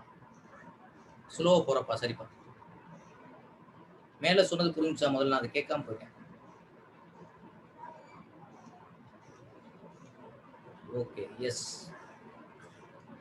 ஓகே, புரிஞ்சிருச்சு. ஓகே, இப்போ நான் ஸ்லோ போகிறேன். அகைன் மாதிரி இந்த கிரையோதெரப்பி அப்படின்றது வாட்டர் தெரப்பி ஹைட்ரோதெரப்பியினுடைய மொடாலிட்டிஸினுடைய ஒரு டைப் தான். இதுக்கு நம்ம எப்படி சொல்றோம்னா ஐஸ் யூஸ் பண்ணி பண்றோம். இதை வந்து கிரையோதெரப்பி அப்படின்னு நம்ம சொல்றோம். கிரையோதெரப்பிக்கு தமிழ்ல நான் ஏற்கனவே தமிழ் ஸ்டூடெண்ட்ஸ்க்கு சொல்லிட்டேன். இந்த கிரையோதெரப்பி அப்படின்றது என்ன அப்படின்னா என்ன மொடாலிட்டிஸ் அப்படின்னு பார்த்தோன்னா இது வந்து ஒரு கோல்டு மொடாலிட்டிஸ். கோல்டு அப்படின்றது குளிர்ச்சி மூலமாக அந்த இடத்தை உணர்ச்சியற்ற தன்மைக்கு மாற்றி அந்த இடத்துல ரத்த ஓட்டத்தை குறைத்து அதன் மூலமாக கியூரிங் ப்ராசஸை இன்சிஸ்ட் பண்றது, கியூரிங் ப்ராசஸை அதிகப்படுத்துறது. ஸோ கோல்டு மொடாலிட்டிஸ் கிரையோதெரப்பி அப்படின்றது கேட்டாங்கன்னா கோல்டு மொடாலிட்டிஸ். கான்ட்ராஸ்ட் பாத் அப்படின்றது வந்து ஆல்டர்னேட்டிவா பண்றது. வாட்ரு ஐஸ் மாற்றி இதுக்கு பேர் கான்ட்ராஸ்ட் பாத்னு சொல்லுவாங்க. அதை பற்றி அப்புறம் பின்னாடி பார்ப்போம். கான்ட்ராஸ்ட் பாத் இந்த இடத்துல நோட் பண்ணி வச்சுக்கோங்க. நான் இதுக்கு தனியாக செப்பரேட் ஸ்லைட் போடணும். கான்ட்ராஸ்ட் பாத்ன்றது ஆல்டர்னேட்டிவா கொடுக்குறது cold modalities and heat modalities. கொஞ்ச நேரம் ஐஸ் தண்ணியில் ஸ்டக் பண்ணி வச்சிருக்குது அந்த இடத்த பார்ட்டை, திருப்பி ஆக்கிய ஐஸை எடுத்துட்டு திருப்பி ஆக்கிய, அது எல்லாத்துக்கும் ஒவ்வொன்றுக்கும் ஒரு டைமிங் இருக்கு. நீங்கள் அந்த அளவுக்கு தெரிஞ்சுக்கலாம். கான்ட்ராஸ்ட் பாத் எப்பவுமே என்ன பண்ணுங்க அப்படின்னா, அதாவது வந்து நான் முதல்ல கிரையோதெரப்பி எத்தனை நாள் சொல்லியிருக்கேன்? 3 நாள் சொல்லியிருக்கேன். 2 நாளைக்கு மேலே 3 நாளைக்கு மேலே தான் நீங்கள் கான்ட்ராஸ்ட் பாத்துக்கு போகணும். ஸோ கான்ட்ராஸ்ட் பாத் வந்து இமீடியட்டாக நீங்கள் இன்ஜுரி ஆகும்போது கொடுக்க வேணாம். கான்ட்ராஸ்ட் பாத் வந்து ஃபர்ஸ்ட் ஐஸ் தெரப்பி கொடுத்துட்டு நீங்கள் கான்ட்ராஸ்ட் பாத் சரியாகலை அப்படின்னா கான்ட்ராஸ்ட் பாத்துக்கு போகணும். Contrast bath alternative of cold and heat. Ice use பண்ணணும், அப்புறம் கூலிங் வாட்டர் யூஸ் பண்ணணும். கூலிங் வாட்டர் யூஸ் பண்ணணும், ஹாட் வாட்டர் யூஸ் பண்ணணும். கூலிங் வாட்டர் யூஸ் பண்ணணும், ஹாட் வாட்டர் யூஸ் பண்ணணும். ஸோ ஆல்டர்னேட்டிவாக பண்ணணும், ஹாட் அண்ட் கூல். ஸோ இது வந்து கோல்டு மொடாலிட்டிஸ். கான்ட்ராஸ்ட் பார்த்தீங்கன்னா both cold and heat modalities. Okay, so ice therapy is safe. இது வந்து ரொம்ப சேஃபானது, பாதுகாப்பானது. ஆனால் அதிகமான 20 நிமிஷத்துக்கு மேலே போயிடுச்சு அப்படின்னா அது ஃப்ரோஸ்பைட் அப்படின்ற டிசீஸ். அதையும் கொஸ்டினில் கேட்பான். 20 நிமிஷத்துக்கு மேலே நீங்கள் ஐஸ் தெரப்பி கொடுத்தீங்கன்னா அதுக்கு அதனால வரக்கூடிய டிசீஸ் பேர் கான்ட்ரா இண்டிகேஷன் என்ன அப்படின்னா ஃப்ரோஸ்பைட். கான்ட்ரா இண்டிகேஷன்ஸ் முரண்பாடு. இப்போ அந்த ட்ரீட்மெண்ட் கொடுக்கும்போது என்னன்னாலும் நம்ம உடம்புல எதிர்விளைவு ஏற்படுத்தும். அதுக்கு பேர் கான்ட்ரா இண்டிகேஷன்ஸ். இன்எக்ஸ்பென்சிவ். இது வந்து ரேட்லாம் அதிகமாக செலவுலாம் கிடையாது, ரொம்ப கம்மி தான், அதனால ஒன்றும் பிரச்சனை கிடையாது. இந்த next the physiological effect of ice. உடம்புல ஃபிசியாலஜிக்கல் செயல்கள் மூலமாக ஐஸ் அப்ளை பண்ணும்போது உடல் செயல்களில் என்ன வேரியேஷன்ஸ் நடக்கும் அப்படின்னா according to the length of the time ice is apply to the skin. நீங்கள் எவ்வளோ நேரம் அந்த ஐஸை அந்த ஸ்கின்னில் அப்ளை பண்ணுறீங்களோ அதுதான் சொல்கிறாங்க. என்ன சொன்னால் ஐஸ் த ஃபிசியாலஜிக்கல் எஃபெக்ட். நம்ம உடம்புல ஐஸ் அப்ளை பண்ணும்போது சில ஃபிசியாலஜிக்கல் எஃபெக்ட், சில செயலில் மாற்றம் வரும் உடல் செயல்பாடுகளில். அது எப்படி எவ்வளோ மாற்றமாகும், எப்படி மாற்றமாகுன்றது வேரி ஆகுது, மாற்றமாகுது. இது according to the length of the time. டைமை பொறுத்து நீங்கள் அப்ளை பண்ணுற டைமை பொறுத்து அப்போ வேரி ஆகும் ஸ்கின்னில். During the initial time from 9 to 16 minutes. முதல் ஐஸ் அப்ளை பண்ணதுல இருந்து 9 நிமிடங்கள்ல இருந்து 16 நிமிடங்கள் வரை the area experience is the vasoconstriction. Vasoconstriction means blood vessels வந்து சுருங்குறது. ஆர் அப்படி blood vessels சுருங்கும் போது reduce the blood flow. So blood flow அங்கே reduce ஆயிடும். The skin appears all local oedema is reduced. அந்த இடத்துல வீக்கம் இருந்துச்சு அப்படின்னா அந்த வீக்கம் குறையும். தென் ஸ்கின்னுடைய அந்த கலர் மாறும் பார்த்தீங்கன்னா அதுவும் அது வந்து குறைச்சிடலாம். Plus haematoma formation is control. So haematoma formation means ரத்தம் எல்லாம் உறைஞ்சு ஒரு கட்டி மாதிரி ஏற்படுது. ஹெமட்டோமா நேற்று படித்தோம் பார்த்தீங்களா, கன்டியூஷனில் படித்தோம் பார்த்தீங்களா, அந்த கண்டிஷன் மாதிரி வரக்கூடியது அந்த ஹெமட்டோமா மாதிரி ரத்தம் மாதிரி கட்டுது அப்படின்னா அதையும் குறைக்க முடியும். ஸோ எது இந்த ஐஸ் அப்ளை பண்ற மாதிரி, ஐஸ் அப்ளை பண்றதுனால இந்த எல்லாம் செய்ய முடியுது அப்படின்னு சொல்லுவாங்க. If the ice application continues so more then 60 minutes, இந்த 16 நிமிஷம் வரைக்கும் செஞ்சோம் அப்படின்னா என்னென்னலாம் உடம்புல நடந்திருக்கும் அப்படின்னா வாசோ கன்ஸ்ட்ரக்ஷன் நடக்கும். அப்படி நடக்கும்போது அங்கே ஃப்ளட் ஃப்ளோ குறையும். அப்படி ஃப்ளட் ஃப்ளோ குறையும் போது அந்த ஸ்கின்னுடைய அப்பியர்ஸ் அந்த கலர் மாறுறது குறையும். லோக்கல் ஒடிமா அந்த ரத்தம் கட்டி அதாவது நீர் கோர்த்து ஒரு இது மாதிரி வரும் பார்த்தீங்களா, அது வரவிடாமல் தடுக்கும். அடுத்து வந்து அதை ரெடியூஸ் பண்ணும். அடுத்து ஹெமட்டோமா ரத்தம் மாதிரி கட்டி அது மாதிரி கண்டி போகிறது அதையும் வந்து குறைக்கும். So it's control up to 16 minutes. If suppose you have to extend the more than the 60 minutes means if the ice application continue another 4 to 6 minutes, so another 4 to 6 minutes, maximum 20 minutes தான் நீங்க கொடுக்கணும். So vasodilation occurs. So அந்த நேரத்தில் vasodilation occurs. இது என்ன பண்ணும் அப்படின்னா after a few minutes vasoconstriction will occur again. The entire cycle will take a 15 to 30 minutes. This cycle of vasoconstriction, vasodilation and vasoconstriction மாத்தி பண்றோம். முதல்ல வந்து vasoconstriction பண்றோம், ஃபர்ஸ்ட் அதுதான். அடுத்து vasodilation டைலூட் பண்ணி விடுறோம், டைலூட் ஆகுது. அந்த ஐஸ் கூடுதலா அப்ளை பண்ணும்போது அது மறுபடியும் விரிஞ்சுக்கிறது. திருப்பி அகைன் மறுபடியும் vasoconstriction ஆயிடும். மறுபடியும் எக்ஸ்டென்ஷன் பண்ணும்போது it's refer to the hunting response. So அது ஆட்டோமேட்டிக்காக இந்த ஹீலிங் ப்ராசஸை வந்து ஸ்டிமுலேட் பண்ணி விடுறதை கொடுக்கும். ஓகே, ஸோ இதுதான் வந்து கிரையோதெரபியில் சொல்லியிருக்காங்க. ஸோ இப்போ வந்து இது வந்து தெர்மல் ஏஜென்ட்ஸ். தெர்மல்னா இது என்ன ஏஜென்ட்ஸ் அப்படின்னா தெர்மல் ஏஜென்ட்ஸ். நான் சொன்ன பார்த்தீங்கன்னா இந்த அதாவது இதை சொல்றதுக்கு முன்னாடி உங்களுக்கு என்ன சொல்லியிருக்கணும் அப்படின்னா இந்த பாருங்க, இது புரிஞ்சிருக்கணும். இது புரிஞ்சாதான் அது கரெக்டாக வரும்.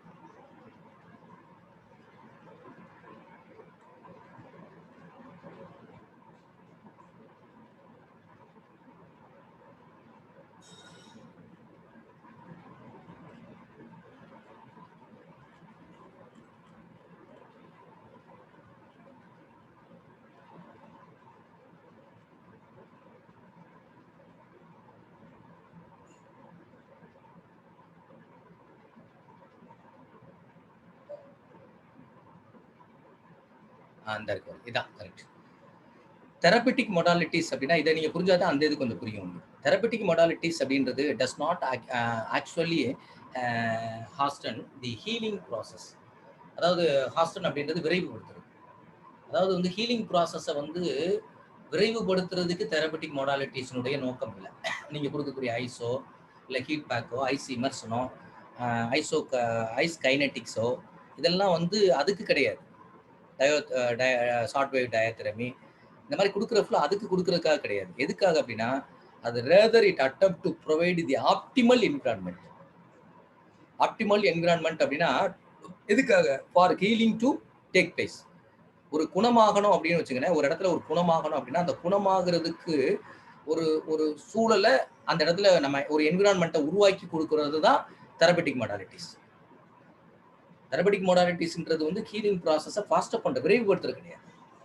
ஹீலிங் ப்ராசஸுக்கான ஒரு சூழலை நம்ம கொடுக்கக்கூடியதுன்னா தெரபிட்டிக் மொடாலிட்டிஸ். இது முக்கியமான பாயிண்ட், நோட் பண்ணி வச்சுக்கோங்க. சிகிச்சை முறைகளில் உண்மையில் குணப்படுத்தும் செயல்முறையை விரைவுபடுத்துவது அல்ல, மாறாக அது குணமடைய உகந்த சூழலை வழங்குவதற்கான முயற்சியை மேற்கொள்வது தான் தெரபிட்டிக் மொடாலிட்டிஸ்.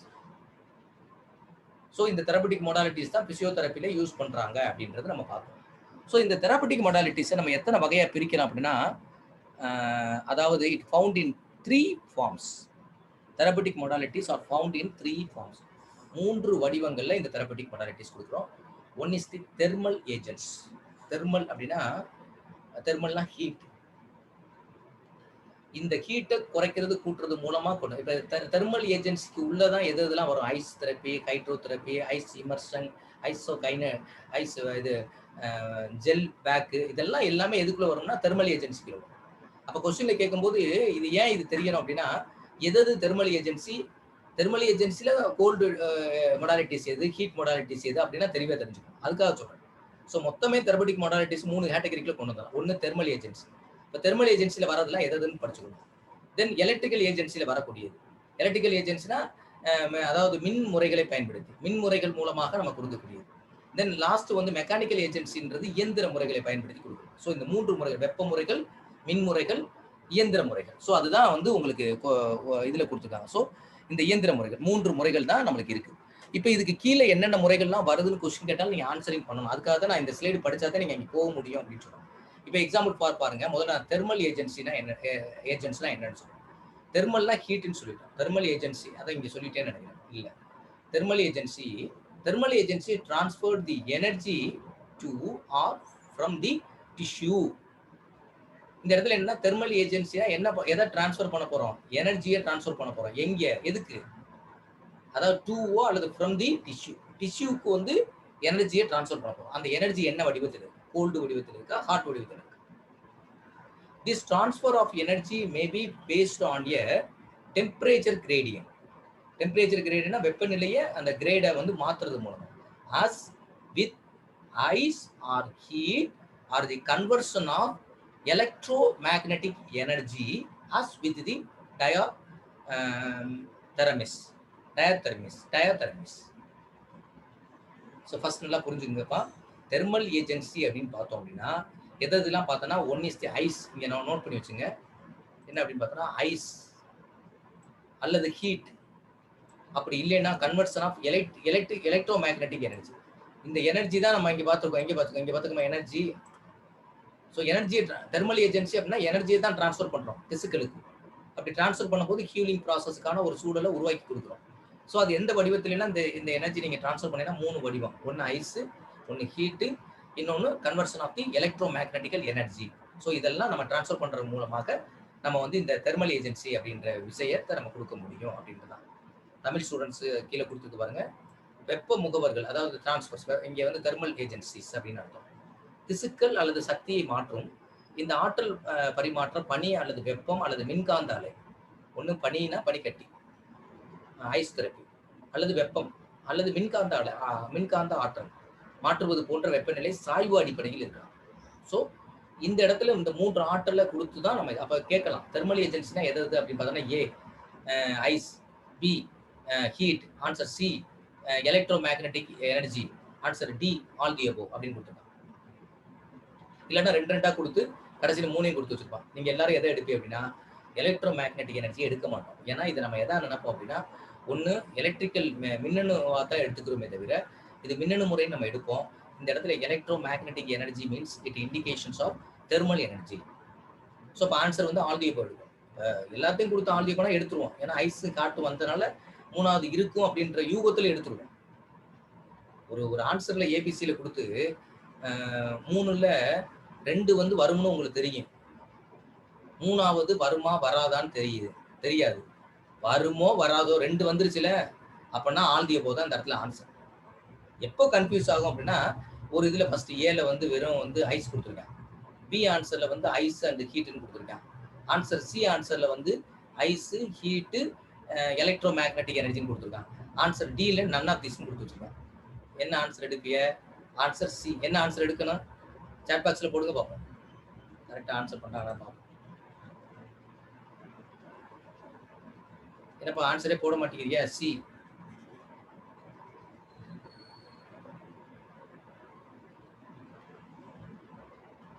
ஓகே, வெரி குட், கரெக்ட்ப்பா. ஆன்சர் சி வந்து கரெக்டான ஆன்சர். ஸோ அடுத்து பார்த்தோம் அப்படின்னா இதுல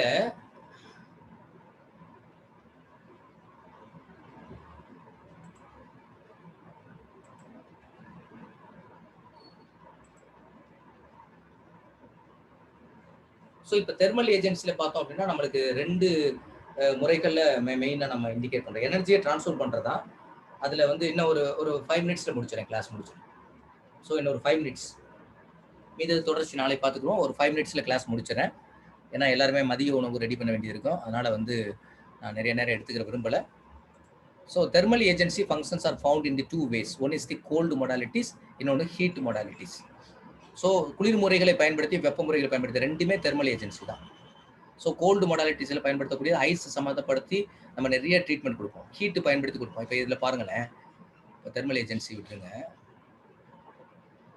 தெர்மோன்றது ஹீட்.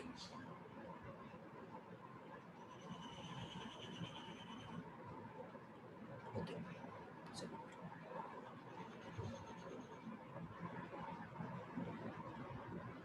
ஸோ இதோட நான் என்ன அந்த ஹைட்ரோவோட முடிச்சுடுறேன்.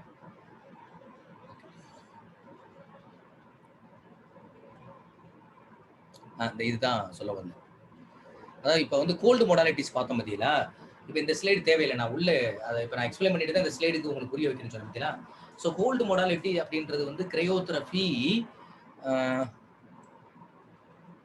ஹீட்டு, கோல்டு அப்படின்றது நம்ம என்ன புரிஞ்சுட்டு வந்துட்டோம் அந்த சப்ஜெக்ட்ஸில். ஸோ கோல்டு மொடாலிட்டிஸை பொறுத்தளவு நம்ம என்ன பண்ணுறோம் அப்படின்னா, மேக்ஸிமம் அப்ளிகேஷன்ஸ் வந்து உங்களுக்கு எவ்வளோ டைம் அப்படின்றது இங்கே கொடுத்துருக்கு பாருங்களேன். மேக்ஸிமம் அப்ளிகேஷன்ஸ் வந்து நீங்கள் வந்து 15 to 20 மினிட்ஸ் தான் கொடுக்க முடியும். ஸோ நம்ம இப்போ ஹீட், அதாவது கோல்டு மொடாலிட்டிஸில் என்னென்னாலும் நடக்கும் அப்படின்னா நான் ஏற்கனவே உங்களுக்கு ஸ்லைடில் விளக்கமாக கொடுத்துட்டேன். அதனால இந்த ஸ்லைடை நான் வந்து சும்மா உங்களுக்கு எதுக்காக கொடுத்துருக்கேன்னா, ஜஸ்ட் ஃபார் உங்களுடைய ஐயில் வந்து வியூ ஆகணும் அப்படின்றதுக்காக. கோல்டு மொடாலிட்டிஸ் அப்படின்றது வந்து கிரையோதெரபி அப்படின்னு வர்றது, இது வந்து ஒரு தெர்மல் ஏஜென்சி. இது வந்து எனர்ஜியை டிரான்ஸ்ஃபர் பண்ண மூலமாக பண்ணக்கூடிய ஒரு மொடாலிட்டிஸ் அப்படின்னு தெரியுன்றதுக்காக தான் இது கொடுத்துருக்கேன். ஆனால் அது என்னென்னலாம் நடக்கும் அப்படின்றத நான் ஏற்கனவே நம்ம சொல்லியாச்சு கோல்டு மொடாலிட்டிஸை பொறுத்தளவு. ஸோ இனிமேல் கோல்டு மொடாலிட்டிஸ் வந்துச்சுன்னா அது உடம்புல அந்த இடத்துல என்னென்ன நடக்குது, ஃபர்ஸ்ட் வாசோ டிலேஷன், வாசோ கன்ஸ்ட்ரக்ஷன் நடக்குது, வாசோ டிலேஷன் நடக்குது, மறுபடியும் வாசோ கன்ஸ்ட்ரக்ஷன் நடக்குது, அந்த இடத்துல பிளட் சப்ளை குறையுது, ஆட்டோமேட்டிக்காக ஸ்வெல்லிங் குறையுது, நம்னஸ் இருக்குது, அதாவது வந்து உணர்ச்சியற்ற நிலை வருது. அதனால ஹீலிங் ப்ராசஸை நம்ம வந்து ஹையஸ்ட் பண்ணுறோம். ஸோ எத்தனை நிமிஷம் கொடுக்கணும் அப்படின்றது, அப்படி அதிகமாக கொடுத்தோம்னா அதுக்கு வரக்கூடியது ஃப்ரோஸ்பைட் அப்படின்ற டிசீஸ் வருது அப்படின்றத சொல்லியாச்சு. Okay, right. நெக்ஸ்ட், இப்போ இது போக இது நிறைய ஐஸ் மசாஜ், ஐஸ், அதாவது டைப்ஸ் ஆஃப் கிரையோதெரபி. கிரையோதெரபிலே நிறைய டைப்ஸ் இருக்கு. இது எல்லாமே ஐஸ் வச்சு பண்றது தான். ஐஸ் மசாஜ், ஐஸை வச்சுட்டு மசாஜ் பண்றது அந்த பார்ட்ல. ஸோ அது என்னது, produce significant cooling of the skin, ஸ்கின்னுக்கு தேவையான ஒரு கூலிங்கை அது கொடுக்கும். அது மட்டும் இல்லாமல் increase of the blood flow once the treatment has entered. இப்போ குழப்பம் எல்லாத்துக்கும் வந்துருச்சு. வாசோ கன்ஸ்ட்ரக்ஷன் சொன்னீங்களே சார், இங்கே வாசோ டிலேஷனை பற்றி சொல்லல அப்படின்னா, ஆஃப்டர் எண்டிங் ஆஃப் தி நீங்கள் ஐஸ் தெரப்பி கொடுத்து முடிச்சிட்டீங்க அப்படின்னா, சாரி கிரையோதெரபி ஐஸ் தெரப்பி தான், கிரையோதெரபி கொடுத்து முடிச்சிட்டீங்க அப்படின்னா, முடிச்சதுக்கு பின்னாடி உங்களுக்கு வந்து வேகமாக பிளட் வெசல்ஸ் நல்லா ஓப்பன் ஆகி பிளட் சர்க்குலேஷன்ஸ் வந்து உடம்பு முழுவதும் நல்லா இருக்கும். ஸோ அந்த மாதிரி ஒரு இது வந்து நேச்சுரான ட்ரீட்மெண்ட். நம்ம ஆதி காலத்தில் தமிழர்கள் வந்து இந்த முறைகள்லாம் இயற்கை முறைகளை தான் பயன்படுத்தி ட்ரீட்மெண்ட் கொடுத்துருக்காங்க. ஸோ அது இன்னைக்கு வந்து ஒரு ஃபாரின்ஸ் வந்து வேற ஒரு வடிவத்தில் மாற்றி கொடுத்துருக்காங்க, அவ்வளோதான். ஸோ அதுக்கடுத்து பார்த்தோம் அப்படின்னா ஐஸ் பேக் அப்படின்றது வந்து ஐஸ் பேக் யூஸ் பண்ணுவாங்க. இந்த ஐஸ் பேக்கும் என்ன அப்படின்னு பார்த்தோன்னா உங்களுக்கு வந்து 15 to 20 மினிட்ஸ் ஐஸ் பேக் வச்சு யூஸ் பண்ணக்கூடியது. அடுத்து ஐஸ் இமர்ஷன் அப்படின்னா கோல்டு வேல்பூல் பார்த்து, கோல்டு வேல்பூல்ஸ், இந்த வேல்பூல் வரும்போது தனியாக அங்கேயும் வரும், எது மின்னணு சாதனத்துலேயும் அது வரும். ஆனால் இந்த இடத்துல ஐஸ் இமர்ஷன், அது கோல்டு இமர்ஷன், அந்த கரெக்டாக வந்து அந்த டப்பில் போய் உள்ள முக்குறது, அது அந்த பின்னாடி படம் இருக்கு, நான் அப்புறம் காட்டுறேன். ஸோ ஐஸ் இமர்ஷனா உள்ள போய் முக்கிறது, ஐஸ் கட்டி ஃபுல்லாக தண்ணிக்குள்ள போட்டுட்டு அதுக்குள்ள போய் உள்ள அந்த டப்புக்குள்ள உட்கார வச்சுக்கிறது. இப்போ இடுப்புல ஒருத்தவங்களுக்கு லெக்கில் இது இருக்கு அப்படின்னா அந்த இடத்த வச்சு இமர்ஷனா மூழ்க வச்சிருக்கும். ஸோ அப்போ அது ஒரு குறிப்பிட்ட நேரத்தில் இருக்கணும். இதெல்லாம் அதிகமாக ஆயிடக்கூடாது. எல்லாமே எவ்வளோ நேரத்துக்குள்ள இருக்கணும் அப்படின்னு பார்த்தா 15 to 20 நிமிஷம் தான், அதுக்கு மேலே போயிடக்கூடாது. ஸோ ஐஸ் இமர்ஷனில் வந்து நீங்கள் எவ்வளோ டெம்பரேச்சர் யூஸ் பண்ணணும்னு கேட்டாங்கன்னா 13 to 18 டிகிரி சென்டிகிரேட்ஸ். ஃபாரன் ஹீட் வந்துச்சுன்னா 55 to 65 டிகிரி ஃபாரன் ஹீட்டு நீங்கள் அதை ஞாபகம் வச்சுக்கணும். ஸோ ஐஸ் இமர்ஷனாக இருந்தால். ஸோ நெக்ஸ்ட் வந்து கமர்ஷியல் ஜெல், அது கெமிக்கல் பேக்குன்னு சொல்லுவாங்க. அதாவது ரெண்டு கெமிக்கல் இருக்கும். அந்த ரெண்டு கெமிக்கலையும் நீங்கள் என்ன பண்ணணும்னா அதை கரெக்டாக ரெண்டையும் மிக்ஸ் பண்ணிட்டே அப்படின்னா ஆட்டோமேட்டிக்காக அந்த இடத்துல என்னென்னா கோல்டு ஐஸ் மாதிரி மாறிடும். இது வந்து ரெண்டு கெமிக்கலை ஆட் பண்ணும்போது அந்த கெமிக்கல் வந்து ஐஸ் தன்மை மாதிரி குளிர்ச்சி கொடுக்கும். ஸோ இது வந்து ஐஸ் பேக்குன்னு சொல்லுவாங்க. So gel pack, 2 gel use பண்ணுவாங்க. Chemical reactions at an alkyl pH may be a skin bag. So அந்த மாதிரி வரும்போது நம்ம இது. ஸோ அடுத்து இந்த ஸ்ப்ரே மெத்தட் அப்படின்னு ஒரு மெத்தட் இருக்குது. அதை நான் இன்னும் கொஞ்சம் டெப்த்தாக நடத்தும் போது நான் அதை பற்றி சொல்கிறேன். நான் அடுத்த கிளாஸில் வரும்போது நான் அதை பற்றி நான் சொல்கிறேன். ஸோ இப்போ இதோட நம்ம இந்த டைப் ஆஃப் கிரையோதெரபியில் பார்க்கும்போது ஐஸ் பேக் அப்படின்றது இது எதுக்காக சொல்கிறேன், ஐஸ் பேக்கில் நிறைய இருக்குது. பிளாஸ்டிக் பேக்கில் யூஸ் பண்ணுறது, ரீயூசபிள் கோல்டு, ஒரு தடவை யூஸ் பண்ணிவிட்டு திரும்பி ரீயூசபிள் பண்ணுறது. ஸோ அதே அந்த மாதிரி பேக் யூஸ் பண்ணுறது. தென் கெமிக்கல், இப்போ நான் சொன்னேன்ல கோல்டு பேக்கில் கெமிக்கல். ஸோ இந்த மாதிரி ஐஸ் பேக் யூஸ் பண்ணுறதுலேயே நிறைய வடிவங்கள் இருக்குது. இது எல்லாமே கிரையோதெரபியினுடைய டைப் தான். இதனுடைய டியூரேஷன் வந்து 15 to 30 மினிட்ஸ் மேலே கூடக்கூடாது. டைமிங் பாருங்க 15 to 30 மினிட்ஸ் மேலே கூடுச்சு அப்படின்னா அது பிரச்சனை கொடுக்கும். ஸோ அதுக்கடுத்து வந்து இந்த ரெண்டும் நீங்கள் மனப்பாடம் பண்ணிங்க. எவ்வளோ காலம் கொடுக்கணும், ஐஸ் பேக். அடுத்து பார்த்தோன்னா ஐஸ் மசாஜ் அப்படின்றது இதுவும் வந்து 10 ஐஸ் மசாஜை பொறுத்த இது கூட 30 மினிட்ஸ் வரைக்கும் கொடுக்கலாம் பேக். ஆனால் ஐஸ் மசாஜ் வரும்போது நீங்கள் வந்து 10 to 15 மினிட்ஸ் தான் கொடுக்கணும். ஐஸ் இமர்ஷன் அப்படின்னா ஐஸுக்கு உள்ள அந்த இது பண்ணுறது, அந்த பாத் எடுத்துக்கிறது. ஸோ மிக்சர்ஸ் ஆஃப் இதில் வந்து என்னென்னா ஐஸ் வாட்டர் ரெண்டுமே இருக்கும். தண்ணி அந்த டப்புக்குள்ளே இருக்கும், அதுக்குள்ளே ஐஸை போட்டு விட்டுருப்பாங்க, அதுக்கு உள்ளே உட்கார வச்சுருவாங்க, மர்ஜ் பண்ண வச்சுருவாங்க. இதனுடைய அந்த வாட்டர் டெம்பரேச்சர் வந்து 50 டிகிரியில இருந்து 60 டிகிரி வரைக்கும் இருக்கும். போன இதில் சொன்னதுக்கு இதுக்கு ஒரு 5 வித்தியாசம் வருதா, அந்த இங்கே கொடுத்துருப்பாரு. என்ன சொல்லியிருந்தீங்க, 55 to 65 வருதா. ஸோ டெம்பரேச்சர் கொஞ்சம் மைனூட் வேரியேஷன்ஸ். இங்கே ஐஸ் இமர்ஷனுக்கு இங்கே கொடுத்துங்கன்னா இந்த புக்கில் கொடுக்கும்போது என்னன்னா இதில் வந்து 50லேருந்து 60 இது ஒன்று அதுக்குள்ளே தான் இருக்குது.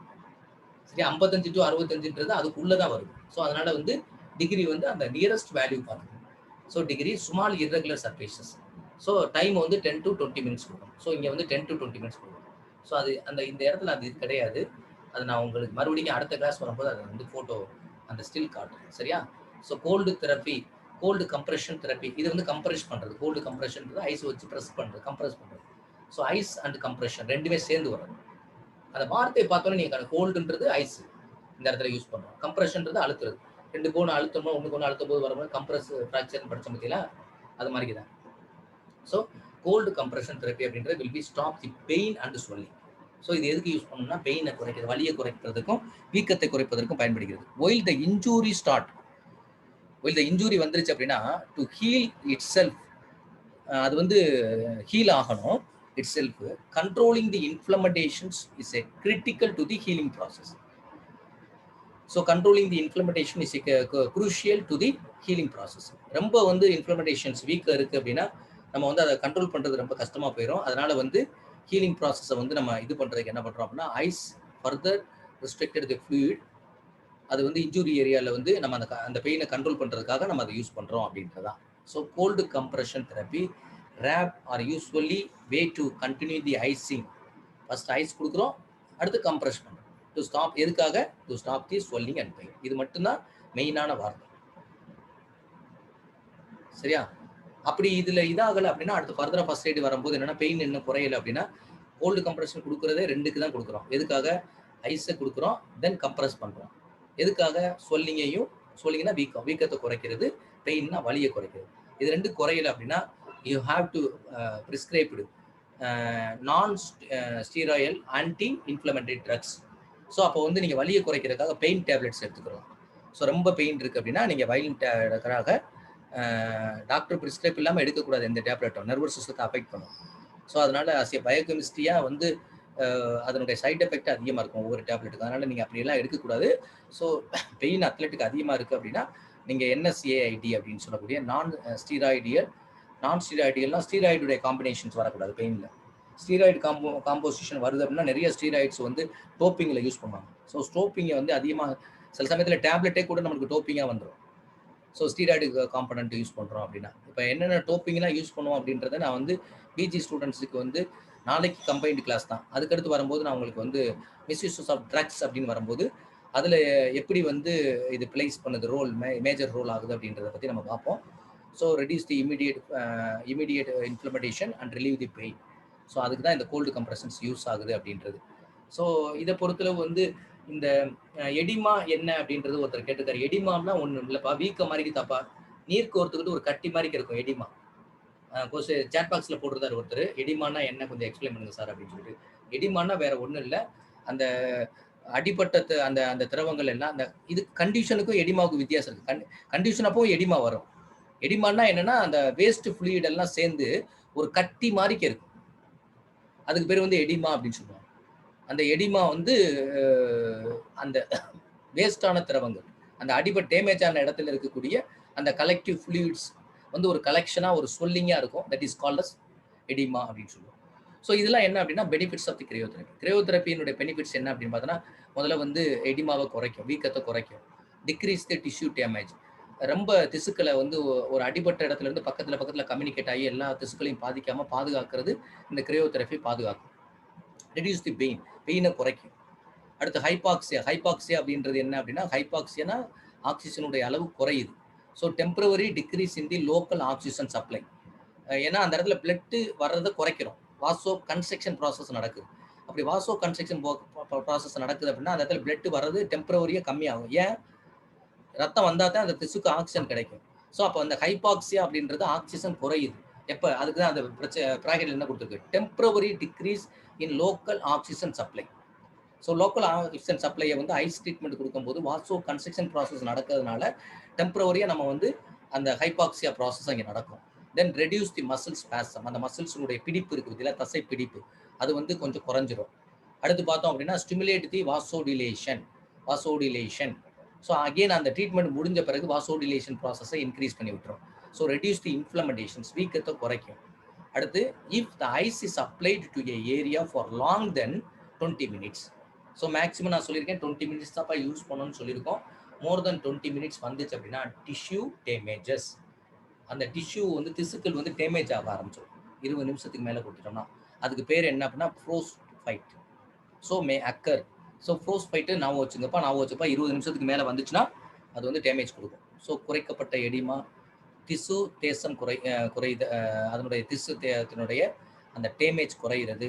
குறைக்கப்பட்ட வலி, ஹைப்போக்சியா, ஆக்சிஜன் வந்து தற்காலிகமாக குறைக்கிறது, தசை பிடிப்பு குறைக்கிறது, வாசோடிலேஷன் வந்து தூண்டப்படுறது ட்ரீட்மெண்ட் முடிஞ்ச பிறகு. ஸோ குறைக்கப்பட்ட வீக்கம் குறையுது. 20 நிமிஷத்துக்கு மேலே நீங்கள் அதை வந்து யூஸ் பண்ணி அப்படின்னா அது வந்து ஃப்ளோஸ்பைட் அப்படின்ற ஒரு டிசீஸை ஏற்படுத்தும். So last slide, contraindications. So cryotherapy நம்மளுக்கு கொடுக்கும்போது உடம்புல என்னென்ன விதமான முரண்பாடுகள்லாம் வரும் அப்படின்னு பார்த்தோன்னா, ஆஸ்துமா பேஷண்ட்ஸ்க்கு கிரையோதெரப்பி கொடுக்கக்கூடாது. ஸோ ஆஸ்துமா பேஷண்ட்ஸ்க்கு அதுக்கு எதிரான விளைவு கொடுக்கும். ஏன்னா அவங்களுக்கு ஏற்கனவே கூலிங் ஆச்சு அப்படின்னா மேற்கொண்டு ஸ்னீசிங் அதிகமாக, தும்மல் அதிகமாகி இருமல் அதிகமாகிடும். ஸோ இப்போ வந்து ஆஸ்துமா பேஷண்ட்ஸ் இதெல்லாம் கான்ட்ரா இண்டிகேஷன், இவங்களுக்குலாம் இந்த பிரச்சனை வரும். கான்ட்ரா இண்டிகேஷன், ரேனாட் டிசீஸ்னு ஒரு டிசீஸ் இருக்குது, அந்த ரேனாட் டிசீஸ் வர்றது. அதே மாதிரி ஓப்பன் வூண்டில் போய் நீங்கள் வந்து கிரையோதெரப்பி அப்ளை பண்ணக்கூடாது. ஸோ அடுத்து வந்து செரிப்ரோ வாஸ்குலர் ஆக்சிடென்ட் பெருமூளை பாதிக்கப்பட்டவங்க இருக்காங்க பார்த்தீங்கன்னா அவங்களுக்கு நீங்கள் ஐஸ் ட்ரீட்மெண்ட்டே கொடுக்கக்கூடாது. ஸோ இது கான்ட்ரா இண்டிகேஷன்ஸ். கான்ட்ரா இண்டிகேஷன் என்னன்னா முரணானது. இதெல்லாம் செஞ்சால் இப்போ நீங்கள் எக்ஸாம்பிள் பார்த்தோன்னா சில உணவுகள் வந்து பத்திய முறைன்னு சொல்கிறாங்கல்ல, இது இந்த மாத்திரை சாப்பிட்டீங்கன்னா நாட்டு கடையில் வந்து பத்திய மருந்து சாப்பிடும்போது பத்தியம் வந்து அரிப்பு பொருள்களை சாப்பிடாதீங்க, கரப்பான் பொருட்களை சேர்க்காதீங்க அப்படின்னு சொல்லுவாங்க. அது மாதிரி தான் இது. ஸோ அந்த இது வந்துச்சுன்னா இதெல்லாம் இவங்களுக்குலாம் கான்ட்ரா இண்டிகேஷன்ஸ். இவங்களுக்குலாம் ரொம்ப எச்சரிக்கையாக கொடுக்கும். இப்போ எக்ஸாம்பிள் ஃபார் வந்து ஆசனாஸில் பார்த்தோன்னா கான்ட்ரா இண்டிகேஷன் யாருக்கு இப்போ வந்து எக்ஸாம்பிள் ஃபார் வந்து ஒருத்தருக்கு வந்து ஆஸ்துமா பிரச்சனை இருக்குது அப்படின்னா அவருக்கு என்ன ஆசனா கொடுக்கக்கூடாது, இதெல்லாம் கான்ட்ரா இண்டிகேஷன். எந்த ஆசனம்லாம் கொடுக்கக்கூடாது? கூலிங் பிராணாயாமல்ல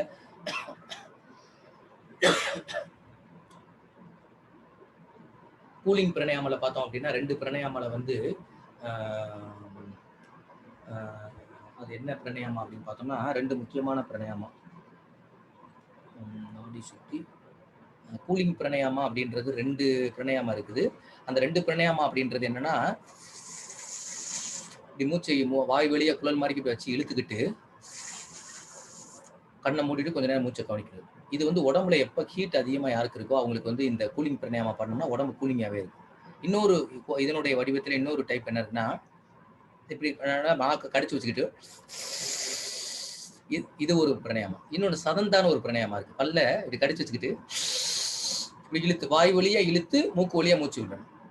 கண்ணை மூடி கொஞ்சம் நேரம் ஹோல்ட் பண்ணி இருந்துட்டு இது வந்து கூலிங். இந்த பிராணாயாமம்லாம் கான்ட்ரா இண்டிகேஷன். இதெல்லாம் யாருக்கு கொடுக்கக்கூடாது அப்படின்னு பார்த்தா ஆஸ்துமா பேஷண்ட்ஸ் கொடுக்க முடியாது. அது மாதிரியே இந்த கிரையோதெரப்பி இவங்களுக்குலாம் கொடுக்கக்கூடாது, பிரச்சனை உள்ளவங்களுக்குலாம். ஸோ பெருமூளை allergy to the cold allergy இருக்கிறவங்க, கோல்டு அலர்ஜி ஒருத்தனுக்கு இருக்குது அப்படின்னா ஐஸை கண்டவுடனே அவனுக்கு பார்த்தோன்னா மேலே ஃபுல்லாக தடுத்துருப்பா வந்துடும். அந்த மாதிரி அலர்ஜி இருக்குன்னா அவனுக்கு கொடுக்கக்கூடாது. சில பேருக்கு பிளாஸ்டிக் பையில் வச்சோம்னா ஒரு அந்த பிளாஸ்டிக் பை நமப்பு இருக்கிறது, அது சில பேருக்கு அலர்ஜி ஆகும். அப்போ அவங்களுக்கும் நம்ம கொடுக்கக்கூடாது. ஸோ ஸ்கின் ரேஷ், அந்த ஸ்கின் டிசீஸோ இல்லை ஸ்கின்னில் ஏதாவது அதாவது வந்து என்ன சுரி சிறங்கு இருக்குது அப்படின்னா அப்போ போய் நீங்கள் ஐஸ் தெரப்பி கொடுக்கணும்னா கொடுக்கக்கூடாது அவங்களுக்கு அந்த இடத்துல.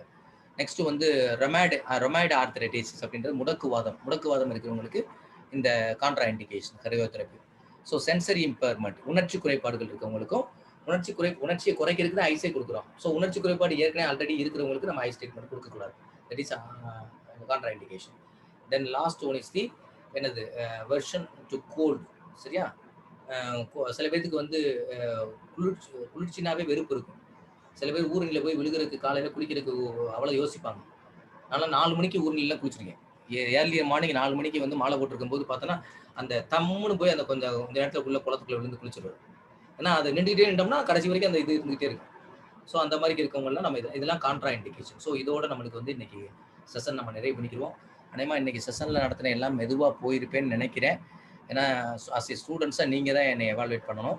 ஸோ இன்னைக்கு சப்ஜெக்ட்லாம் உங்களுக்கு புரிஞ்சிருக்கு அப்படின்னா உங்களுடைய சாட் பாக்ஸில் உங்களுடைய புரிஞ்சிருக்கு அப்படின்றத எஸ் அப்படின்றத கொடுத்துட்டு திருப்பி உங்களுடைய ஃபீட்பேக் பின்னூட்டத்தை பதிவு செய்துவிட்டு நீங்கள் அனைவரும் வகுப்பை விட்டு செல்லுமாறு கேட்டுக்கொள்கிறேன். நாளைய தினம் இந்த வாரம் முழுமையுமே இந்த வாரத்தில் இடையில ஒரு நாள் அத்லெட்டிக் கிளாஸஸ் இருக்குது. ஸோ அது வந்து ஜூம் கனெக்ஷன் கொடுத்து ஜூம் மூலமாக ஜூமில் உங்களுக்கு டைரெக்டாக வந்து ஃபேஸ்புக்லேயோ அப்படி இல்லைன்னா யூடியூப்லேயோ கனெக்ஷன் கொடுத்து உங்களுக்கு டைரக்ட் கிளாஸஸ் இருக்கும். அது வந்து விஸ்வஜன் வந்து ஒன்று வியாழக்கிழமை எடுப்பார், நாளைக்கு எடுப்பார். அப்படி இல்லைன்னா விஸ்வஜன் இன்னொரு நாள் எந்த கிளாஸ் எடுக்கிறான்னு தெரியல. இந்த வாரத்தில் இன்னொரு ரிசோர்ஸ் பர்சன் வந்து கோயம்புத்தூர்லேருந்து உங்களுக்கு வர்றாரு, ஹேண்ட்பால் எடுக்கிறதுக்காக ஒரு ரிசோர்ஸ் பர்சன் உங்களுக்கு வரப்போறாரு, காலேஜ் ஃபிசிக்கல் டைரக்டர். அவர் டேட்டு கொடுத்துட்டாலும் இந்த வாரத்தில் அவரும் உங்களுக்கு கிளாஸஸ் எடுப்பாங்க. இந்த கிளாஸஸ் எல்லாமே உங்களுடைய யூடியூப் வாயிலாக நீங்கள் கிளாஸஸ் பார்க்கலாம். யூடியூப்பில் கிளாஸஸ் முடிஞ்ச உடனே உங்களுக்கு யூடியூப் வந்து வீடியோ க்ளோஸ் பண்ணிடுவோம். அதனால் அந்த டயத்தில் நீங்கள் ஸ்க்ரீன்ஷாட் எடுக்கிறதா இருந்தால் ஸ்க்ரீன்ஷாட் எடுத்துக்கோங்க கிளாஸ் நடத்தும் போது. ஓகே, ஸோ இன்றைய வகுப்பை நாம் நிறைவு செய்வோம். தயவு செய்து உங்களுடைய பின்னூட்டத்தை கொடுத்து விட்டு நீங்கள் வகுப்பை விட்டு செல்லுமாறு உங்களை அன்போடு கேட்டுக்கொள்கின்றேன். இன்றைய இணையத்தில் இணைந்து கொண்ட உங்களையும் இந்த மையத்தை நடத்துகின்ற மைய பொறுப்பாளர்கள் ப்ளஸ் இந்த நிகழ்ச்சியை ஒருங்கிணைப்பாளர்களுக்கும் என்னுடைய மனமார்ந்த நன்றியை தெரிவித்துக் கொண்டு இந்த வகுப்பை நான் இப்பொழுது நிறைவு செய்து கொள்கிறேன்.